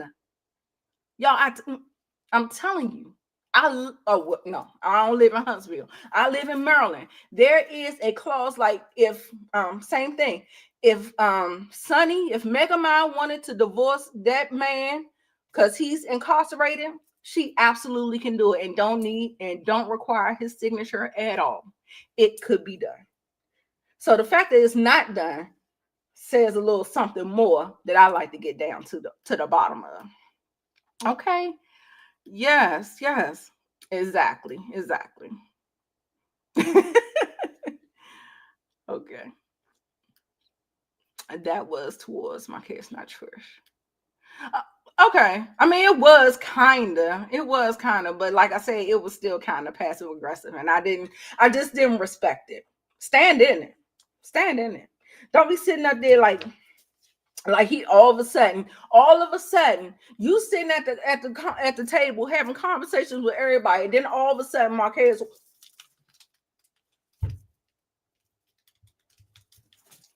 give me a break. I like my people to stand in their shit. Stand in it. That's one thing about me. Like I mean, it depends on who you ask. If I came off as a bitch, everybody got a different story to tell. It depends on how you come at me is how you gonna get me, how you gonna receive me. You know, somebody gonna tell me I done bit their head off, and then another person, oh, she's so sweet, she wouldn't hurt a fly. It depends on whatever you give me, and that's just what it is. Yeah, he likes to throw up what he's done for people. And then, girl, did he admit to being a passport, bro? Talking about I can go be on the island and do this. I was like, ooh. Are you saying you want to be a passport, bro? You want to go over there and take care of the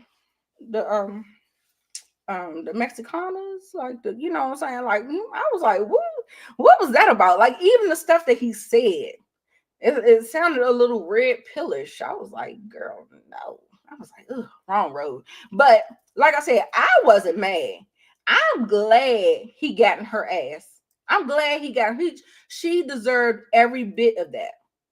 Like I said, I don't think that he fights in a way that looks good on him. You know what I'm saying? It's a little bitch made, but I mean, you know, some people like a little bitch nigga. I don't know. But you know, it just is what it is. But I was just like, no. Yeah, the stuff that he threw up and stuff that he said, I was like, oh girl, no.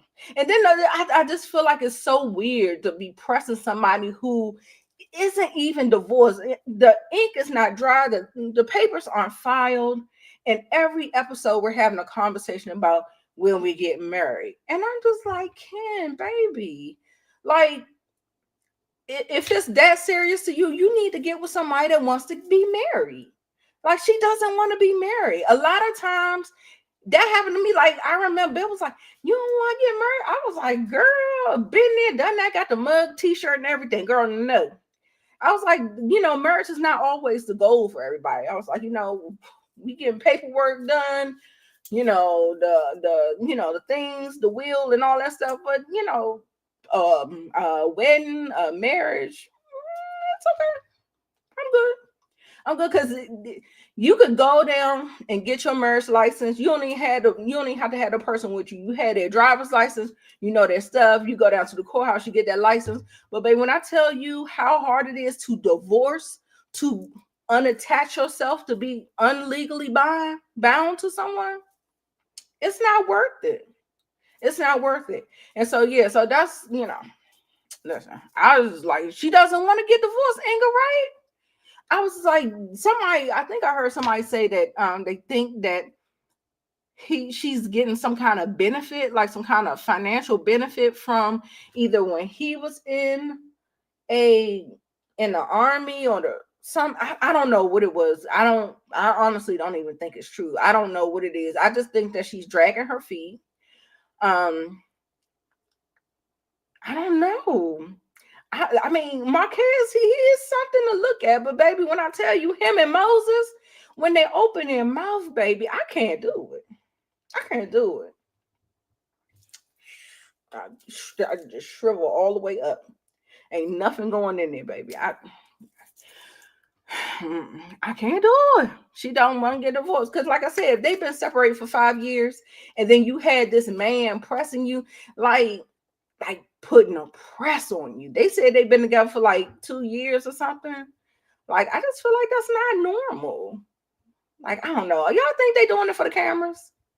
Because I see them on TikTok and on Instagram all the time, flexing their bodies and stuff like that. So I'm like, are they pre-producing this mess? I don't know. It's been getting on my nerves. But what I will say is Trish and Marquez, they seem to be the perfect pair. Let's pair them back up together because they just dumb. Tweedledee and Tweedledum, okay? Yes. You can have PTSD from a bad breakup, a bad marriage, a bad co-parenting relationship. There's all types of trauma that is like attached to that, and it's one of those things, and she hasn't even worked on herself yet, so and then I feel like the main reason why they brought her to this show is to aggravate Mel with this whole Martell and Mel situation, and it just did not work the way they thought it was going to work. Okay. Yes, that's what it is. That's what and like I said, they are like a match made in heaven. Put the two dummies together and let them be dumb and bliss together forever. You know what I'm saying? She's been married to him long enough that she'll still receive those military, especially because she got children by him. So I'm assuming that would be correct, but I just don't know. Like, yeah, she does not. She's a rebound. He's just a rebound. And he just don't even know it. And I don't even understand how you don't know it. How you don't know it? I just don't know. Inga says she gonna get married again, and she's inviting all of us. So y'all make sure Miss Inga put your invitation in the mail. Inga, I'll take Evite too because you got my email address. Now, y'all, we gotta talk about the Martell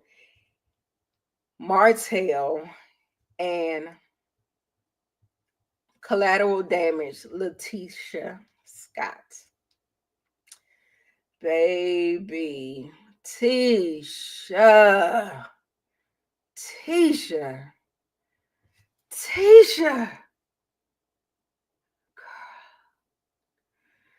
When I tell you Martell wore your ass out in front of your husband, not once, but twice.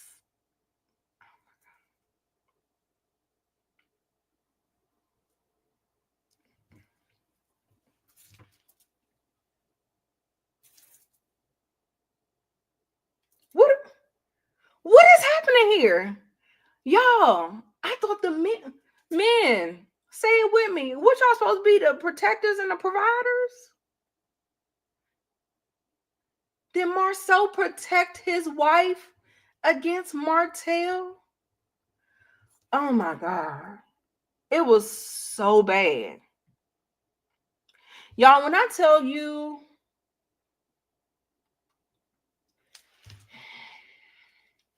I don't know, boo-boo. I don't know. I don't give Martell nothing. I don't give him more than what he's supposed to have. But when I tell you, it was a 1 for Martell and a 0, a big fat 0, and a -1 for Tisha. Oh, girl. He dragged you in front of your husband, and you wanted to leave so that they can have a conversation amongst men, and your protector told you to sit down. No, baby, sit down. You gonna get this tongue lashing from Martell. What the fuck? Are you kidding me? Y'all, I mean, Marceau did boss up and was like, I'm better than you or whatever. But yeah, I can't do it. I can't do it. And he took a major L. He took a major L for letting Martell drag his wife like that. Kimmy told him at that raggedy ass field day that Destiny put together. She told Marceau then. So Marceau was already put on notice. And then you get to the not the season finale, but the penultimate episode, and allow that man to drag your wife again in front of you. And then tell her to be quiet. Because at a point, if you're not saying nothing for me, I'm not gonna let this motherfucker disrespect me. You hear me? He's not going to disrespect me. I don't even understand what is going on. Like, I felt like I was in the Twilight Zone. Did y'all see? Girl, never, ever. Yes, girl, I'm telling you, I don't give Martell shit, but he got the one up on him on that one. And then all this bullshit with I was really disappointed in Marceau, because I was just getting off of the whole high of how he was acting with Mimosas and Mel and how funny he was, and just for him to be dropped back down to nigga. See what I'm saying? Soon as you get them a little something, you see what they do? That's what they do. They do it all the time without fail. Without fail. Are your eyes open? Are you listening? And then Martell even said it. She was like, oh yeah, I get everybody probably want a wife like me. I'm like, yeah, a fucking dummy. Oh girl, I wanted to call the ambulance for you because yikes. Oh girl, he tore your ass up. Right, he gets off on his wife being embarrassed. I hope she is playing the long game, but if she anything like Ashley, girl, I doubt it. I doubt it, girl. What, girl? I don't think so. She is not that bright. She's not the sharpest knife in the drawer. So, yeah, baby. And Nell in this, oh, how did I forget? Chris throwing Maurice and Marceau under the bus. Baby, takes me all the way back to season 1, season 2, when I was talking to the elders, and the elders told me that, I gotta cheat better. So I think Chris pretty much told on himself. I think Chris pretty much told on himself. Oh my God, it was just a mess. It was a hot ass mess. He threw Marceau and Maurice underneath the bus. I don't know why everybody is trying to protect Martell. Martell is unhinged, and whether you've been protecting him or not, he is still going to find any opportunity to throw your ass up underneath a bus if he so chooses. And he does. And Destiny has gone out so sad. She's gone out so sad. Like that. Like I said, I'm on her side with the mega mind and the Moses of it all. But I don't like for women to be dumb bitches. I guess you can call it judgmental or something. But girl, you still crying over this nigga. Girl, she did not get a goddamn prize. This nigga is locked up. I'm so confused. But child serial killers got women lining up to marry them while they're in jail. So, girl, the mind don't be minding. I don't know what's up with these women. Girl, Monique Nicole and we got a big difference up there. We've been seeing this. I do. Girl, yes. Girl, stand up. Girl, he is not a prize. Like I said, he opened his goddamn mouth. All he is good for is probably peen. And that is it. And that is all. That's it. And that's all. And girl, like I said, they said this man, he looked like he probably only like 32 years old. And he'd have spent like most of his adult life in jail. What the fuck?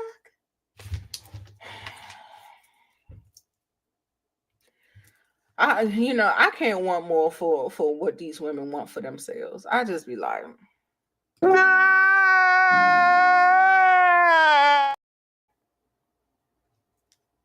don't get it. I don't get it. And then her messing around with Lance. And Lance getting all up huffy in his feelings and stuff because I guess she flirted with somebody else. Now, the person that she was flirting with, I could have sworn that was the same person that was on the other side of Lance walking Nell down the aisle. There was a situation of one in a bachelor's party or something, a bachelorette party, and that guy was there. So he got to be a part of the family or something like that. I'm like, does Destiny, are you just that thirsty, girl? I just be like, okay, all right, Shayna, we here. we here. Oh my God. 40 years old, still in and out of jail, girl. We could clearly say that that's not a prize. Girl, you should be lucky. That's the thing. People, when situations, girl, rejection is sometimes your protection. And sorry, y'all, spitting all in your face. It is your protection, really. Honestly, don't take it for bad. Yes, what Megamind did to you, we got all that. Girl, let it go. That's her piece of trash now. Let her go to the curb every Thursday and pick up her trash when the trash man come around to the Navy. You know what I'm saying? Let her deal with that trash, okay? Girl, she went out sad for me. Like I was like, yeah, Destiny can go. She is making a whole fool out of herself. She made a fool out of herself with Mel. Mel peep game. Mel's like, boop. Thus, you know how Mel is. You know how Mel is. Child, I was so upset when she said that. I said, bitch, kettle, pot, girl, you are the walking red flag. Gonna sit up there and talk about Lance's. Yeah, I thought that was a little bit much. But we honestly don't even know what type of relationship they had. And like I said, a lot of times, like when you know, in the Black community, if you see women and men together, oh, they fucking. They don't, you know what I'm saying? But that's not always the case. But because they didn't even want to bring it to the show, like they kept it really, really like at arm's length. Like he came around and he was there, but we don't know what the extent is. But obviously, because she's still hung up on the slow bus over there behind the bars in Megamind, she can't even see the forest for the trees. Child, Lance looked good at that wedding. I was like, hello. I was like, okay, come on, Lance, with your little man, your lock man bun. I said, yes, fresh as hell. He looked good. Chris Jr. looked good too. Last time I seen him too at that funeral when she was at that when she was at the cemetery for her mom. Chris Jr. looked good too. They got some good cute kids. 2 marriages that lasted 2 years and he has an infant baby. He is a red flag. She needs to pick better. Okay. No, I get it. No, I'm saying that Destiny is a red flag. She's a red flag for me. Now, if you're gonna have your fun, like that's what I'm saying. Like, I mean, if we just having fun and you just a dildo, then that's just what it need to be. Now, all that jealousy, that little shot that he kind of took, talk about you thinking other men are like, did we have a conversation? That's what I was. Did we have a conversation? Oh, are we exclusive? Oh, and even if we are exclusive, I got eyes, don't I? I can see, right? You can see. Like I don't know.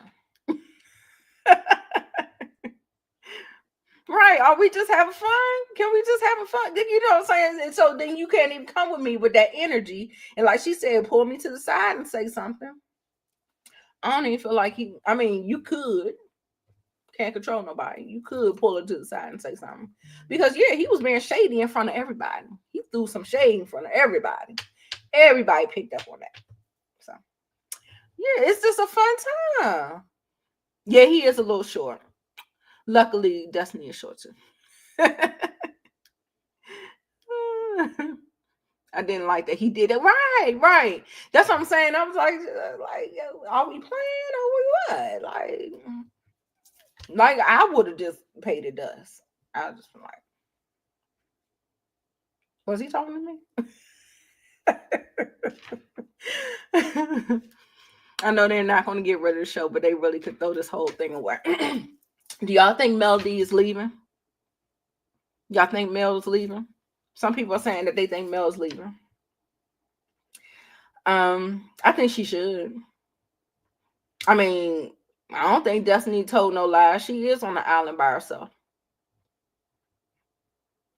But you know, she ain't gonna go until God say go. But yeah. How about Martell looking like the creep and the weirdo that he is, staring at Mel, sitting up there talking about, I can't believe we're in the same place together and we can't even speak to each other. Eh?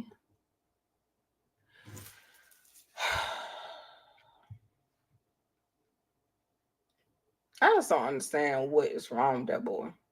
What is wrong with Martell?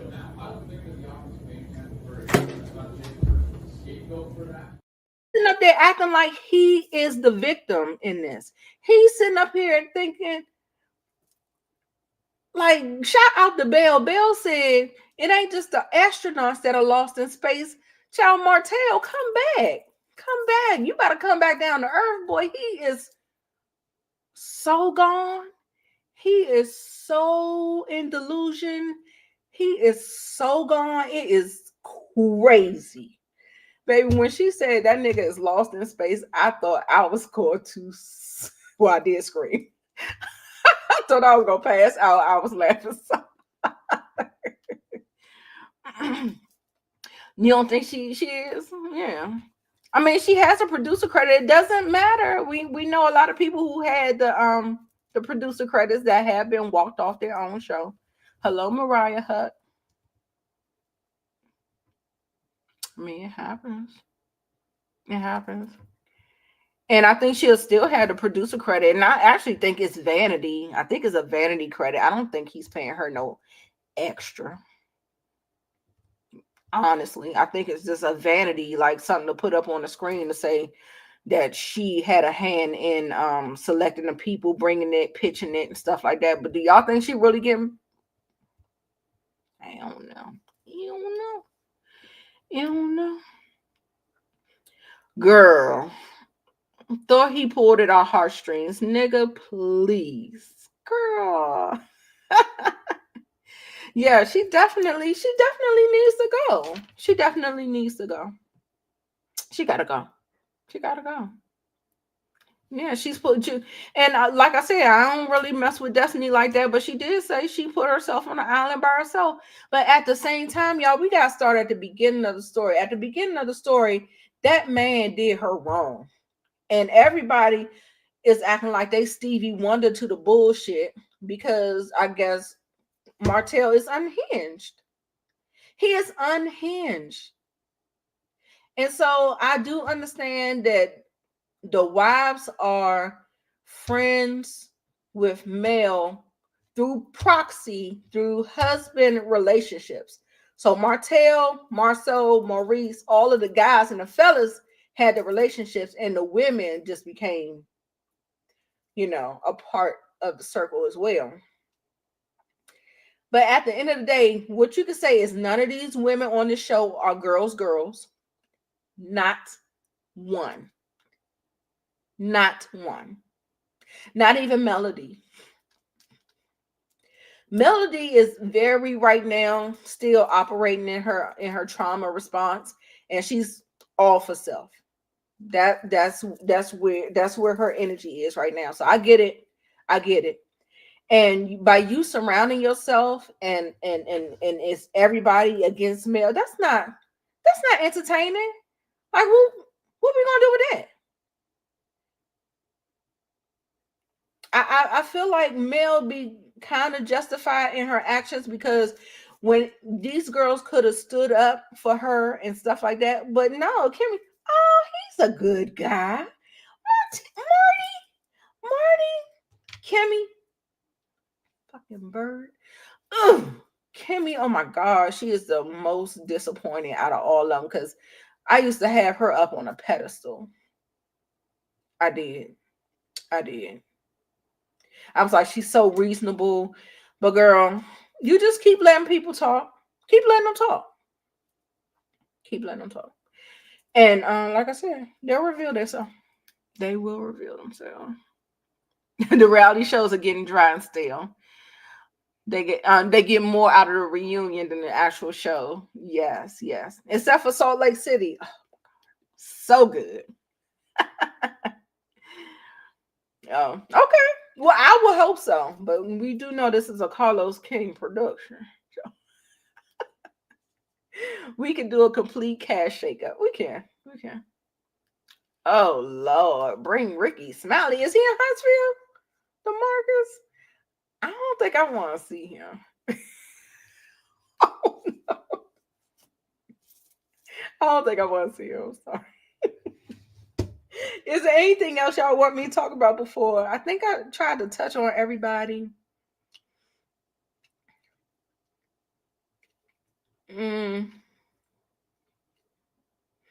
That nail situation.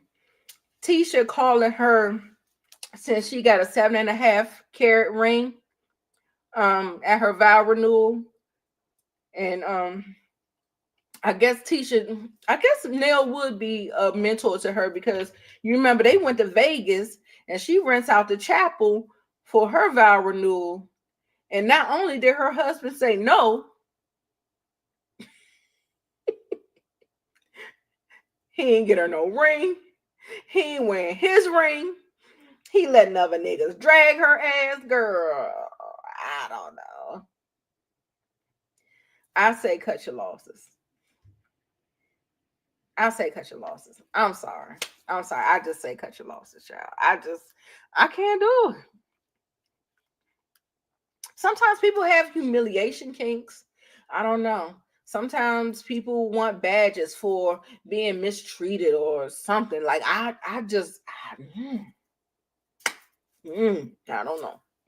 don't know. Right. Girl, I'm telling you, what I will tell you is one thing that I do admire about men is that they always put themselves first. Always. And women do not. Never. I mean, unless you get to that point where you can see the board and you know it to be what it is. You know what I'm saying? Then you'll put yourself first. But no. Women always want to put men before them, their children, other men they don't even know. Girl, how many times I've heard women trying to mansplain some fucked up behavior that a man done had, and oh well, he could have did this, and mansplaining. Girl, what? Saint Ashley and liar. She up there on every podcast that will listen, trying to mansplain and make sense out of some bull-ish that don't even make sense. But to each his own. We shall see. We feel like he'll leave when he'll leave when the last child is grown. Yeah. And Martell was like, when people see the only reason that Mel left, and I do stand by it. I do stand by it because there were so many different times in their past. If he had a 5-year relationship going on with that woman, Mel, if there was not a camera looking at her in her face And she was forced to do something. She didn't want to look like the idiot.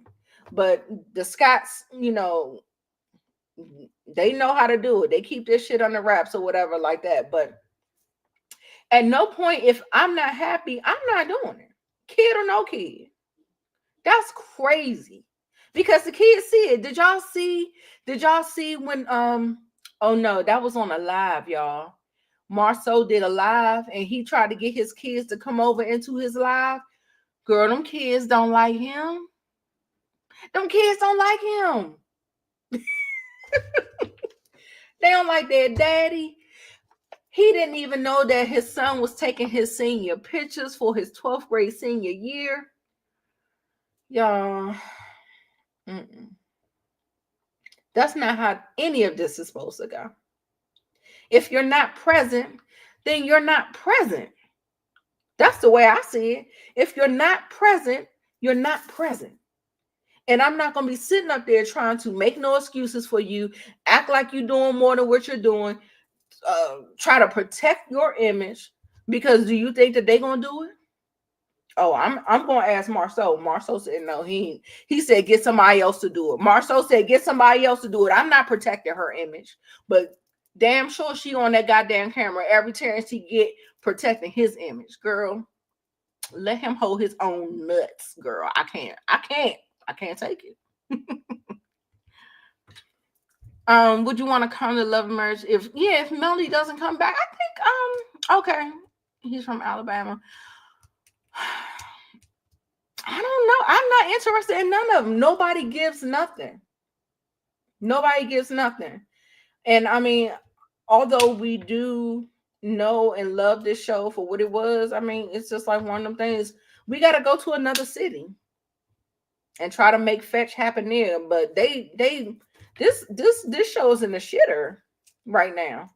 I mean, I was interested in Nell and Chris and their family dynamic, but it don't look like they trying to showcase them like that. I think when they had that blowout with Lexi, it was one of them things that kind of, you know, you kind of pull back because you want to protect the sanctity of your family. You know, y'all had one scene, a dinner scene, and then a whole child from your family is excommunicado. Girl, yeah. So I can see if Nell and Chris was like, yeah, we're gonna kind of pull back because we don't know how this shit gonna pop off. Like, this ain't worth my family. So I mean, I was interested in that, but then after a while, Nell started showing her goddamn ass, and Kristen threw the men underneath the bus. He said something else too, y'all. He told on himself several times. He told on himself when he had a conversation with Mel at the little ice cream parlor or the popcorn parlor. He also told on himself when they were standing out in the backyard at Martell's where they had like a showing or something like that. I believe he said something. Don't quote me or whatever, but I felt like it was something shiesty that was kind of said or whatever. Like even when Nell kind of pulled him like, come on, you are requested. We need to, what's going on? And then, you know, the truth don't sound like a stutter.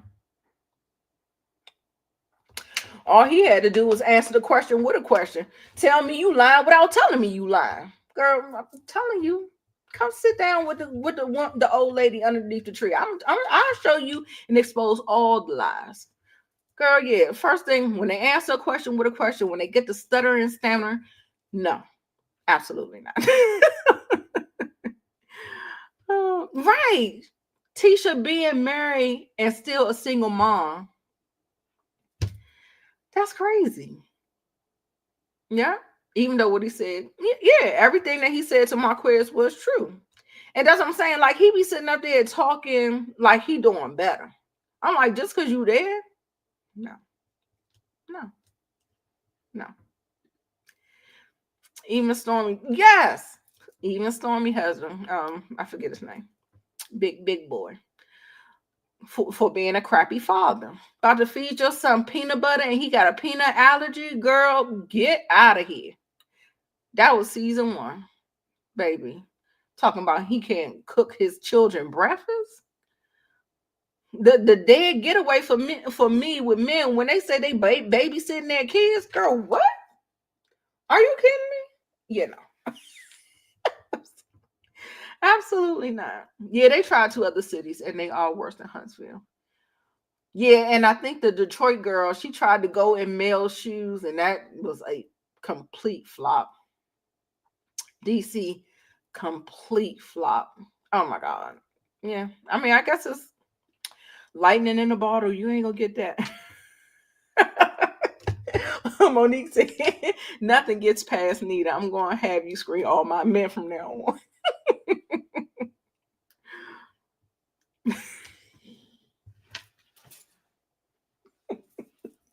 Shada, you is retarded, girl. Talking about seeing Nell's foot. But girl, why they had to keep on panning on the foot though? At least it ain't had no bunions or nothing. But I was a little offended because they had to keep on showing it. I was like, if you girl, her ankle was fucked up. I was like, damn. What the hell was she doing at that bachelorette party? Trying to jump on tables like she did at her birthday party, girl. You getting too old for that shit. You getting too old for that shit. That's why that ankle said, not today, baby.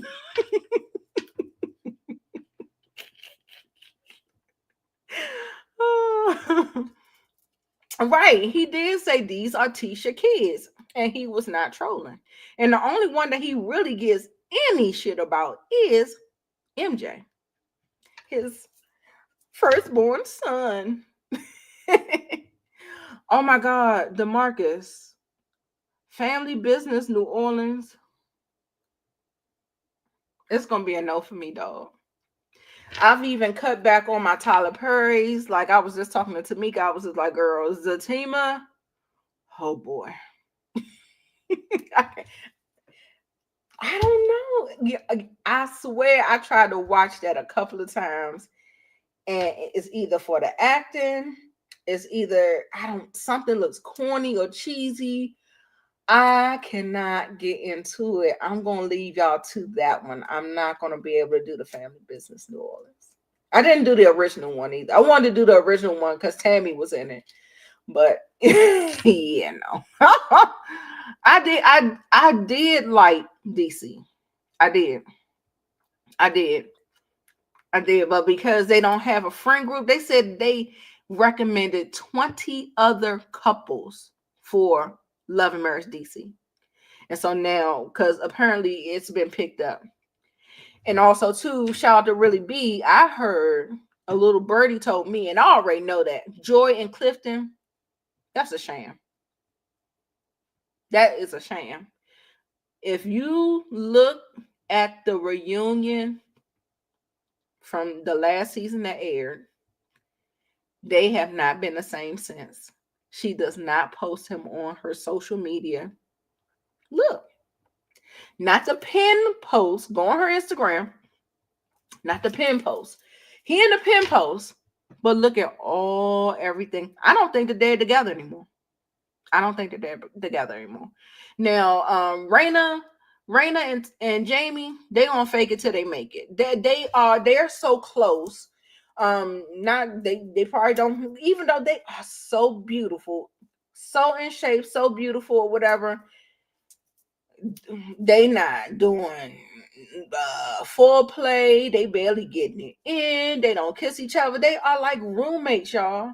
They are like best friends and roommates. And I mean, I understand that it's just so odd to me that they can look the way they look and they can just like, they don't have no sexual chemistry at all. They are just two good looking people to look at. I do believe that they're still together, yes. But Clifton and Joy, they not together. They might hang out for shooting the scenes. Yes, at the end of the road, girl. When my last straw, Shayna, with sisters was when they tried to say that girl was pregnant by 2 different. I said, "Bitch, you got it. You got it. I can't do it." I had to tap out. I tapped out. Okay, you like the OG family business. Yeah, I felt like I probably could have gotten into that if it didn't get too far away from me, but I did not like. Right. Now I like Tasha Lyons. I still follow her. She does hair. She's a real estate broker and everything like that. I remember when they was everybody was shopping trying to call me to, sign up with their broker. She was calling me and everything. And she be in my DMs and stuff. So I was hoping that they get them back on the thing, but I think she was friends with Monique, and I don't think she was friends with the other girls. So I think what they're trying to do is get like a friend group, like something that everybody kind of knows each other. That's why they're getting recommendations and stuff like that. But you didn't like DC? Oh yeah, I hated Detroit. Detroit was the worst. Right, I'm telling you, this from really be. It's from really be. But look at it. Look at it. You know how they be faking the front. That's what I was saying. Like this stuff with Ken and Marquez and Trisha. It feels like it's like they're trying to put on drama. Like that's what it is. Like I told you, once you start trying to self-produce stuff, we see right through it. Yes, they did. Mm-hmm. Yeah. And they said that they was gonna have Carmen coming back, even though they don't even talk to Carmen anymore. They said that they had Carmen coming back as a friend of on Love and Marriage DC. Now, why if they don't talk to them? But I clocked that girl at the door. I knew she was trying to get some camera time. I knew that girl was trying to get some camera time. That girl that was in between Clifton and Joy and stuff like that. I knew she was trying. She did team too much at the season finale or something like that. She did too much. But yeah, Carmen, I ain't like that bitch. I ain't like her at all. All right, y'all. Anybody watching Rags to Riches? I watched it. The only thing about ensemble casts is that they are really, really hard to follow, especially when all the girls pretty much got the same aesthetic. I couldn't keep up with the girls. Like when I was watching it, like there's a couple that stood out for me. First of all, Wags the Riches, aka Basketball Wives. You can have it. I'm not watching season 2. If it comes back, I'm not watching it. I think I was fooled by the first 2 episodes. I think I got fooled by that. But other than that, that's a wrap on that. I'm not doing colorism no more. I'm not doing the whole thing with this click shit. I'm too old for that. I'm sorry, y'all. I'm sorry. I'm not doing clicks. I'm not doing colorism. I'm not that mean girl shit and people wanting people to follow them loyally without being able to hold them accountable. Baby, when I tell you I was pissed off by the time I got to the way they treated Stoney, and Stoney was the victim of 50 Cent and his shenanigans, and the way Sherelle was treating her, and for people that don't believe in colorism, can you look at the poster and can you tell who Stoney is? I'll wait. Who's Stoney? Who's the one that's being ostracized, like she's not a part of the group? Who's being mean and beat down, punched down on? I give you a good guess. I heard in Selling Tampa, Sherelle was a really good. I guess that was her element. But once you start getting into these little cliques here with these basketball wives and football and athletes wives and stuff like that, that's when the nastiness and the cattiness starts to show up. The fact that she was mad at Stoney for being a victim. And then, like, here we go again, y'all. I'm trying to tell you, I'm not making this shit up. Do y'all know Chad Ochocinco, her fiance, his reputation? Do you know his reputation? A head butter, a serial cheater. What else? I'm sure he put his hands on the women. If you headbutting a motherfucker, like I'd say that you putting your hands on the women, okay?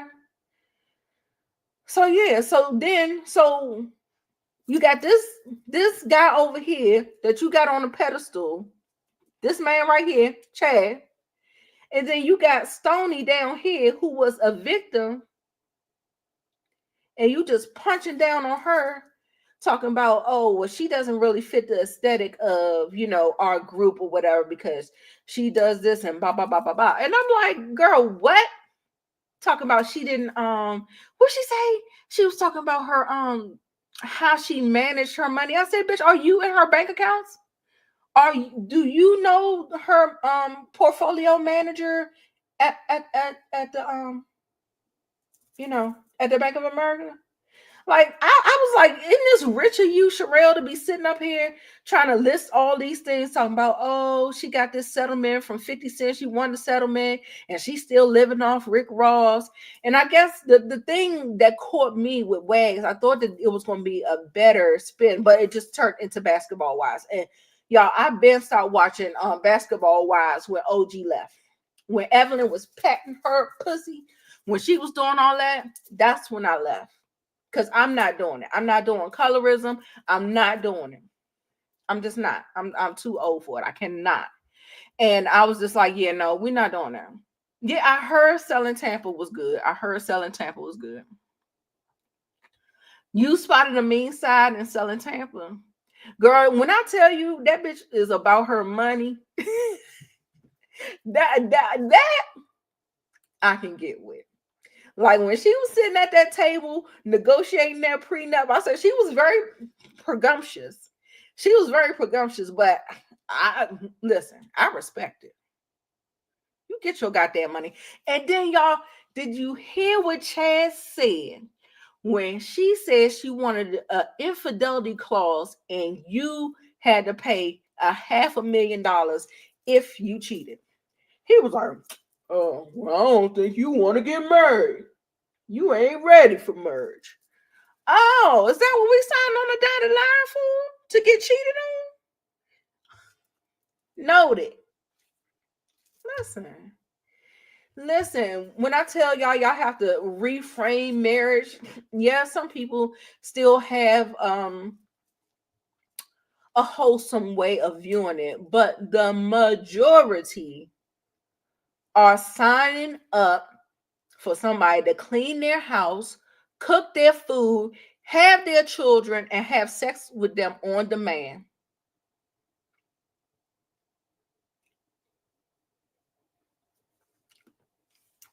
Tell me I'm lying.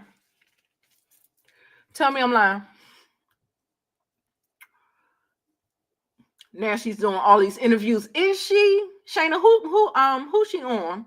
I haven't caught not one. Who podcast she on? Send it to me. Yes, definitely colorism on the show. And I can't do it. Like I said, season 2, leave me out of it. I said, y'all fooled me because I thought it was going to be, big and bad about this real estate and they being moguls and people within, good in their own right. You know what I'm saying? So I was here for it. But then, girl, I was sitting up here like, girl, but how about that fight?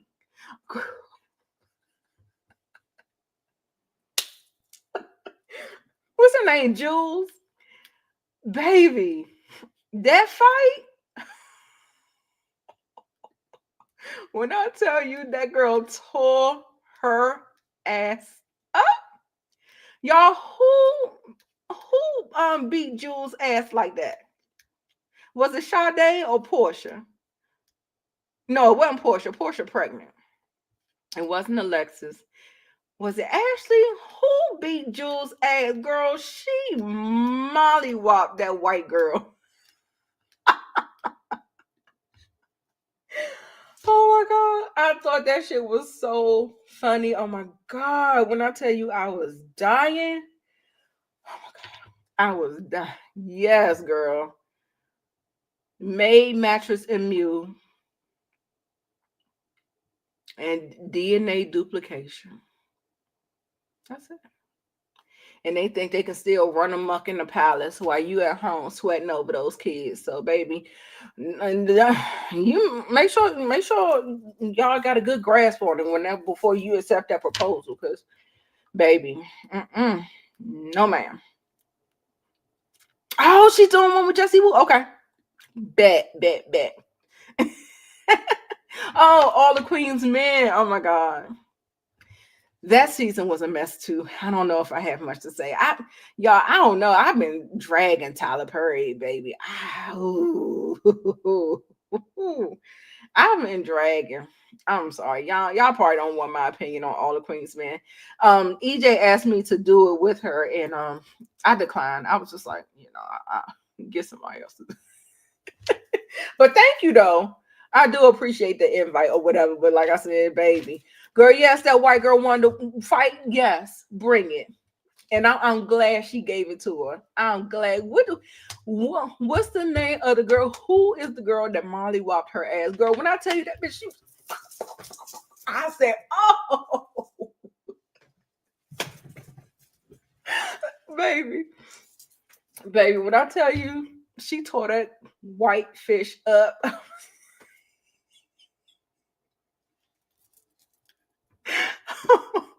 Right. Oh my God.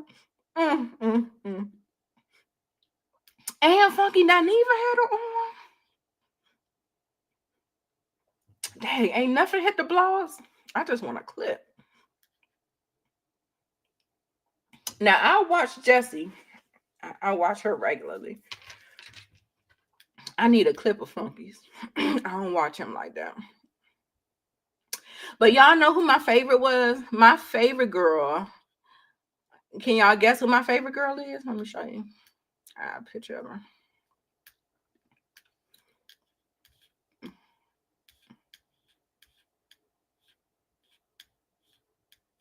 They're my favorite right here. Alexis, the one with the locks. She's my fave because she seems so grounded and down to earth. And she's not one. She seems like she has a mind of her own, and she's not easily swayed. Child, girl, Kodak Black, baby mama. Oh my God. See, and that's why you need the old ladies underneath the tree to try to tell you what to do. Girl, she got her black ass. Let me show you a picture of her. She done got her black ass on this show. Oh, here she go. Miranda Johnson, MJ. She done got her black ass on this show and said that Kodak Black used to be in each other DMs before she was of age. And once I became of age, he made it official. I said, girl.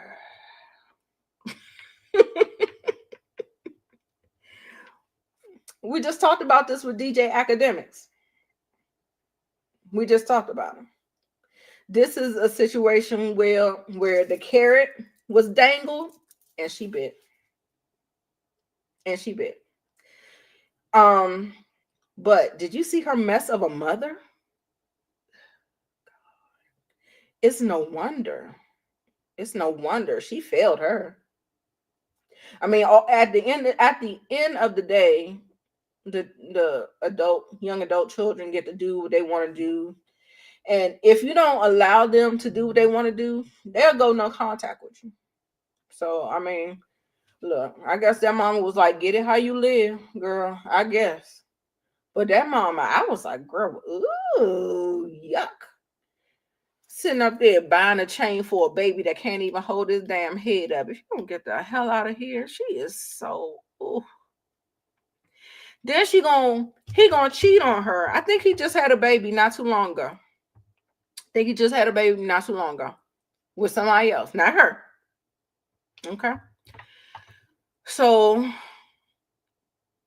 not only she finds out and she busts all his car windows out his car, But then she turns around when they're back on a better footing and purchases a car for him, like a replacement.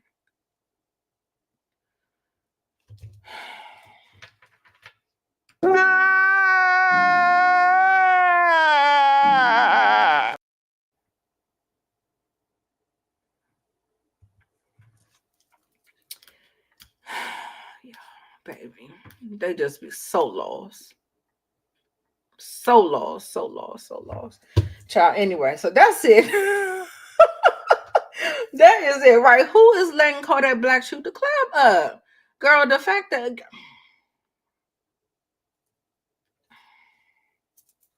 you it's the glitz and the glam. It's the they get their eyes get wound up, they get doe-eyed, they just don't all sense just walks out the it's just gone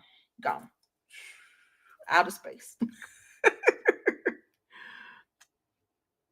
Right. The mama is a former girl. When I tell you that she looked like she had a hard life. I was looking at that lady. I was like, whoa.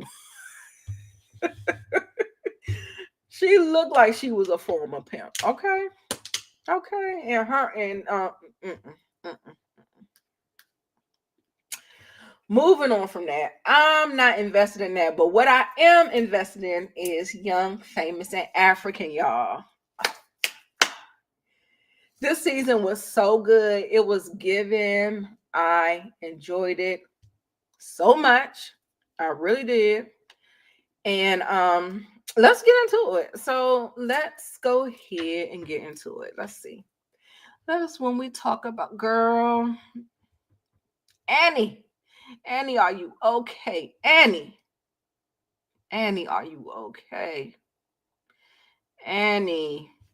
DeMarcus, I am going to check out Watson. When I tried to pull it up for some reason, I don't know if it said it wasn't ready yet or something. I think are they advertising it or has it come out yet? Because every time I try to click on it, it's like it's nothing there. So I think it's maybe it just came out. Yes, giving grooming. She is too young. Honey, oof. Annie, are you okay? You gave up on the show? I love this show. Girl, if it ain't just for the looks, baby, when I tell you they serve them looks, baby. Swanky, we need more entrance shots. Swanky, he coming in stepping. Girl, love me some Swanky, love him down. Annie, are you okay? The news has broke that her husband actually filed for divorce from her. Baba or Two-Face, whatever fuck his name is. Girl, this is what I'm trying to tell you. Like when I was talking, we didn't even get to talk about Real Housewives of Potomac. I missed that. I had 2 slides of Married to Medicine. I missed the Potomac slide. Kiana. No. Annie. No. Do not sacrifice your health, your well-being, yourself for no man. He's not worth it.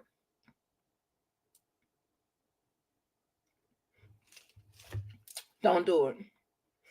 Don't do it. Now, Annie, spiraling every season. Season 1, would they do a vow renewal or something? Spiraling. Having babies all over. It's something about Africans. It's something about spreading their seed all over the world. DNA duplication.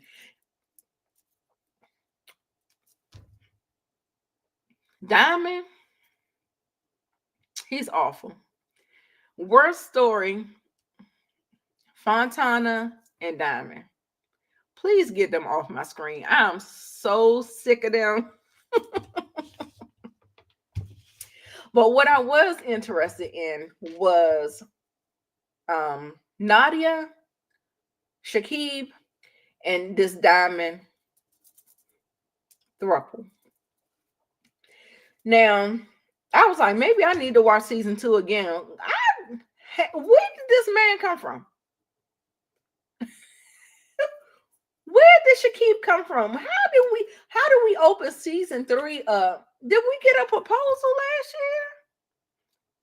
Did we get a proposal last year? Like I said, where is she coming out of the blue marrying this new dude?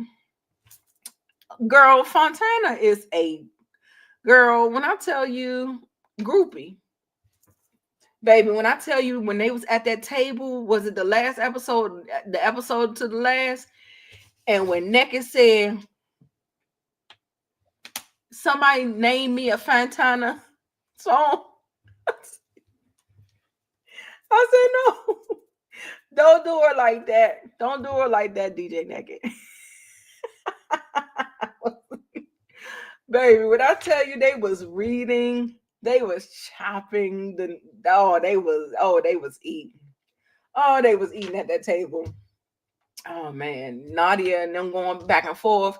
You know who really kind of grind my gear?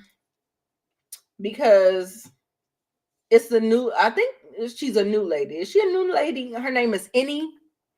She grind my gear as to the way she treated Lewis about the surrogacy thing.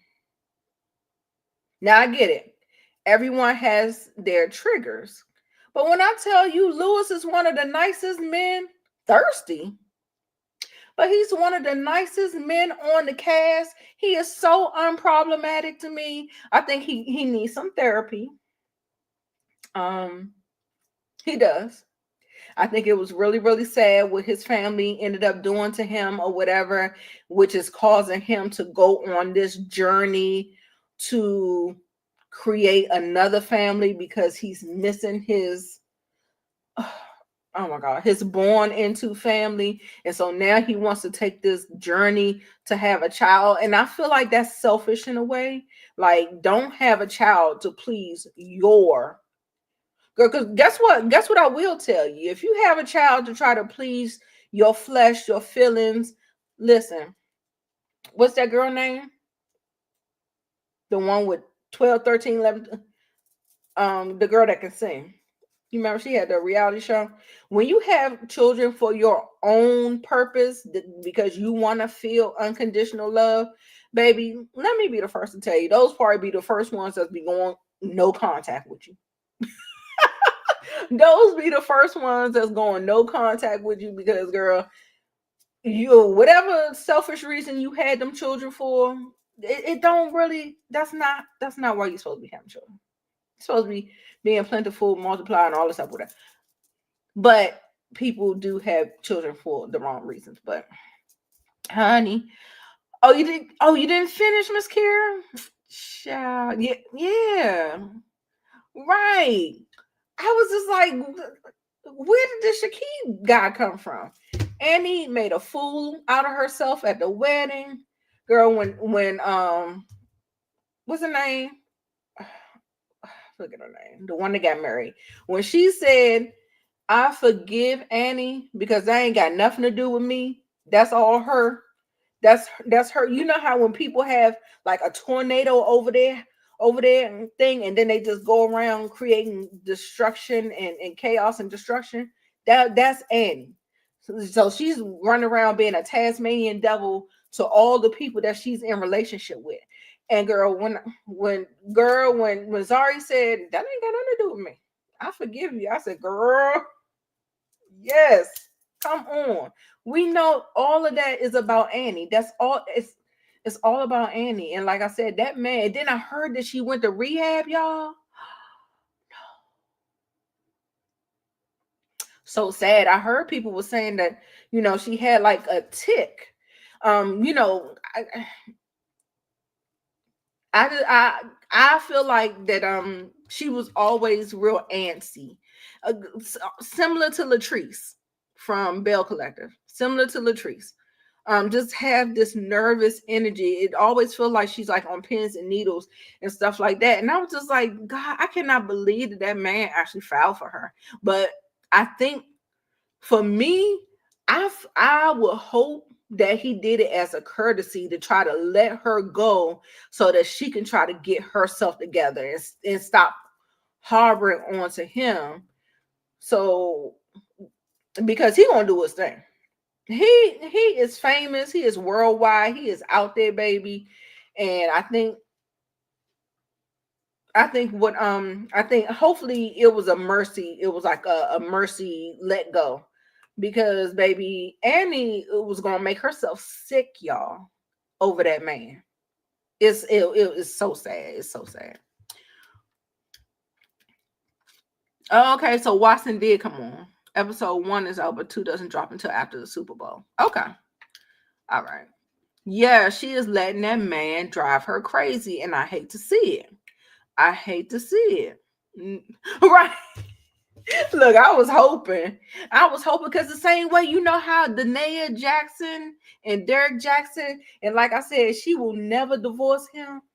So he had to do it. You know what I'm saying? Like the way he got drugged and the way, you know, his brand kind of got a little bit tarnished from that whole situation.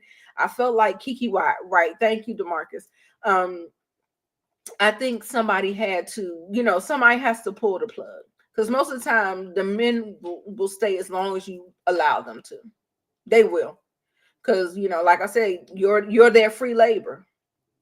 You're doing the things. You're keeping the house. You're doing, you know, the things. But yeah, I hopefully it was a mercy severance, girl. Because oh yeah, Harlem was good, y'all. I'm coming back on Friday with 1 through 3. We're gonna talk about 1 through 3 on Friday after I watch it. Probably like a little lunchtime live. Yes. Gail Bean and Kobe Sarah. Ooh, yes. I'm here for both of them. I actually think, I don't know why I don't think that baby is gonna make it with Camille. I think Camille will keep Ian's baby, how I think Portia and Ian will be together. Yeah, I think Camille is not going to, I don't think the baby is going to survive for some reason.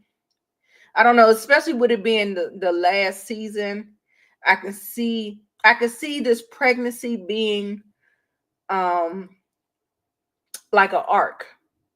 Like I feel like her story, because of her chances of getting pregnant, the relationship that she has with her mom, and the way she conceived the baby with Ian, and all of the messiness or whatever. I feel like this whole situation, and it's only 6 episodes.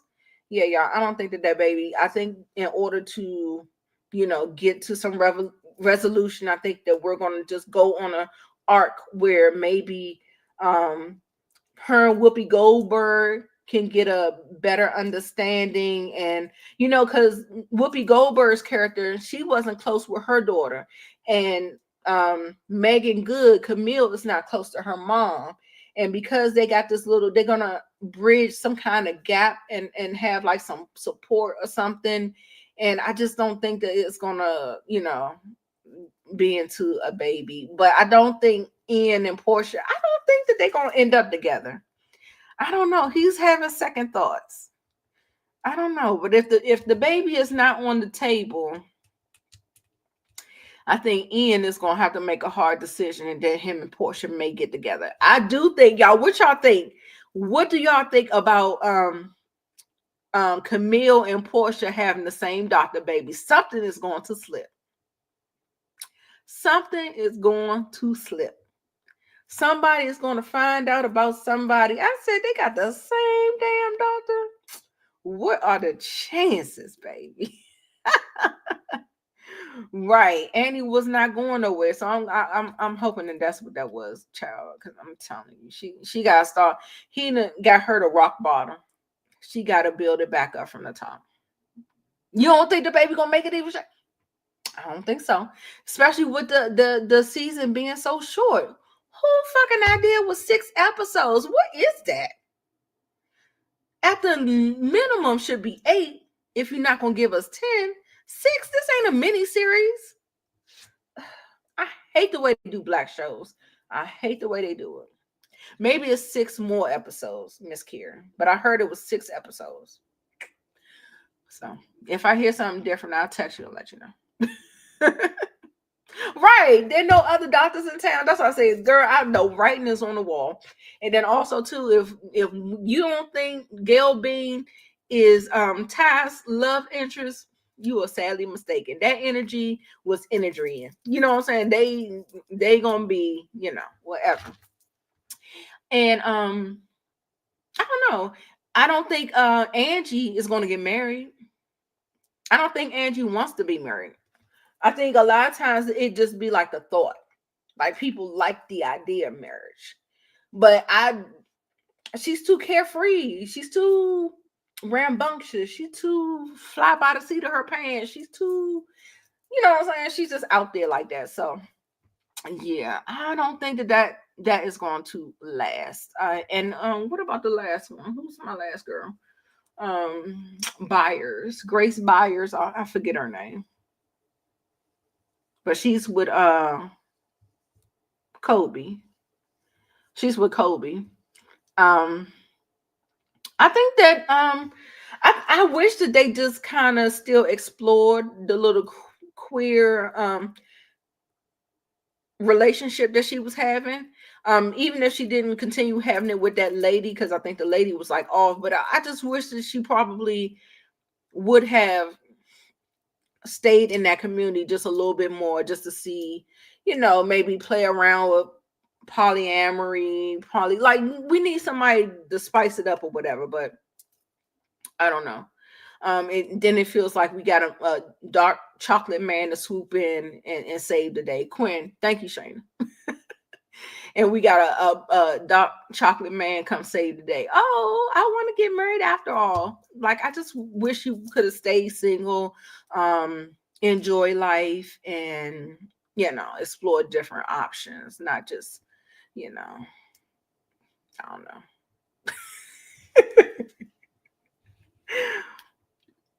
You said the lesbian relationship, it wasn't believable. Oh, okay. But I'm just saying, like, I mean, not necessarily going lesbian. Like, she could have just dealt with some other little thing. Like I said, the polyamory, the maybe dating a couple of people at a time, or something to keep it a little light and funny. Because like when it comes to them, I kind of Camille is the Carrie Bradshaw of Harlem. A chaotic mess. Quinn seems like she's the Miranda. Oh no, she could be the Charlotte. Angie, she feels like she's the Samantha of the group. And who else we got? Charlotte and Miranda and Carrie and Chow. I don't know, but yeah, it's like the archetypes. Like, I wish they had a little bit more fun. The only thing that I don't really like about Harlem is that everything is very cliche. And like, I really didn't like the pregnancy move with it's so cliche. I really didn't like that whole pregnancy with her or whatever. Yeah, no. You love some Quinn. Yeah, I think she's gonna be interested in this season, actually. Yes, just be single. Right. People cannot be alone. They act like it is like taboo, girl. I just don't understand it, girl. It'd be your protection, baby. I'll be trying to tell you. But that's all I got, y'all. I done had y'all up here for 3 damn hours. Somebody ought to be shot. What the hell? Y'all sitting up here with me for 3 hours? I'm gonna cut this up into little bite-sized pieces. But I appreciate y'all for rocking with me and hanging with me and stuff like that. Right, it better be 8. Right, it better be 8. Like I said, when somebody said it was 6 episodes, I was like, maybe is it 6 episodes left? But yeah, so I don't know. Good luck with that or whatever. I really prefer this rather than Run the World. I did not care for Run the World. Even though we reviewed it and everything, I just didn't care for it. But I did prefer this over Harlem. Oh, thank you, Monique. It was fun. It was nice getting back out there. It had to take me a long time. So what we going on? And then I'll be back tomorrow, y'all. Monique says she's getting ready to go live right after me. So I'm getting ready to get off her head. We at the 3 hour mark, baby. I appreciate every one of you for rocking with me. Tap in, tune in, make sure you are hitting the like button. Like I said, that is the very least you can do. The interest fee into my house. Tap, tap, tap the like button so I can try to squeeze into the algorithm. Okay. So if you can do that for me, and then when I go to chop up these segments for each one of the things, go and try to support them. Give me a click, a like, a view, let it play, because your girl got the squeeze back up in the algorithm. Okay, so yeah, so just go ahead, give me a like, let it play in the background, say hey Nita, replay, something, anything. Help your girl get back into the algorithm so I can think that YouTube is fun again. Okay, even though I had a great time, which I always do, I always have a great time with you guys. Thank you so much, Shayna, for being here with me today, girl. I can't believe you still here. Yeah, so we're gonna step on over to Monique Nicole's live. Yes, and I'm gonna be multitasking because I gotta listen to Rodney. He was talking to Dr. Heavenly. Okay, so I'm gonna go listen to Rodney. But yeah, poo-poos, I see y'all tomorrow, and tomorrow is when I'll be doing my top 10 list. I got the best films of 2024, the worst, most surprising, most anticipated of 2025, most disappointing. So I have like 6 lists to get through, but I think they might be pre-recorded. If y'all want them live, let me know in the comments if you want it live. I think when I do lives, the lives go way too long. But this was a little catch-up session, so I definitely had to come back correct. I had to explain myself. I had to do the things or whatever, but we did get into some topics, and I did enjoy myself with you guys. So yeah. Oh, she's about to go live with Mo. Okay, what y'all doing, a relationship stuff? Y'all doing a relationship? Thank you, DeMarcus. I appreciate you.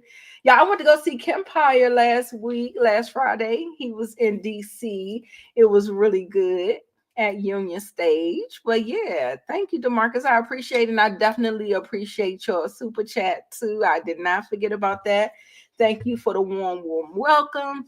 We missed you, y'all. My Cash App is at the top if you want to bless your girl with something, because y'all know I ain't getting shit from Google, YouTube, or nothing. So if you want to bless your girl, you can do that. If not, the like is free and it's fine. So we will reconvene tomorrow, y'all. So yeah, I'll see you later. Bye. Oh, man. Lord, this thing all retarded. Bye, y'all.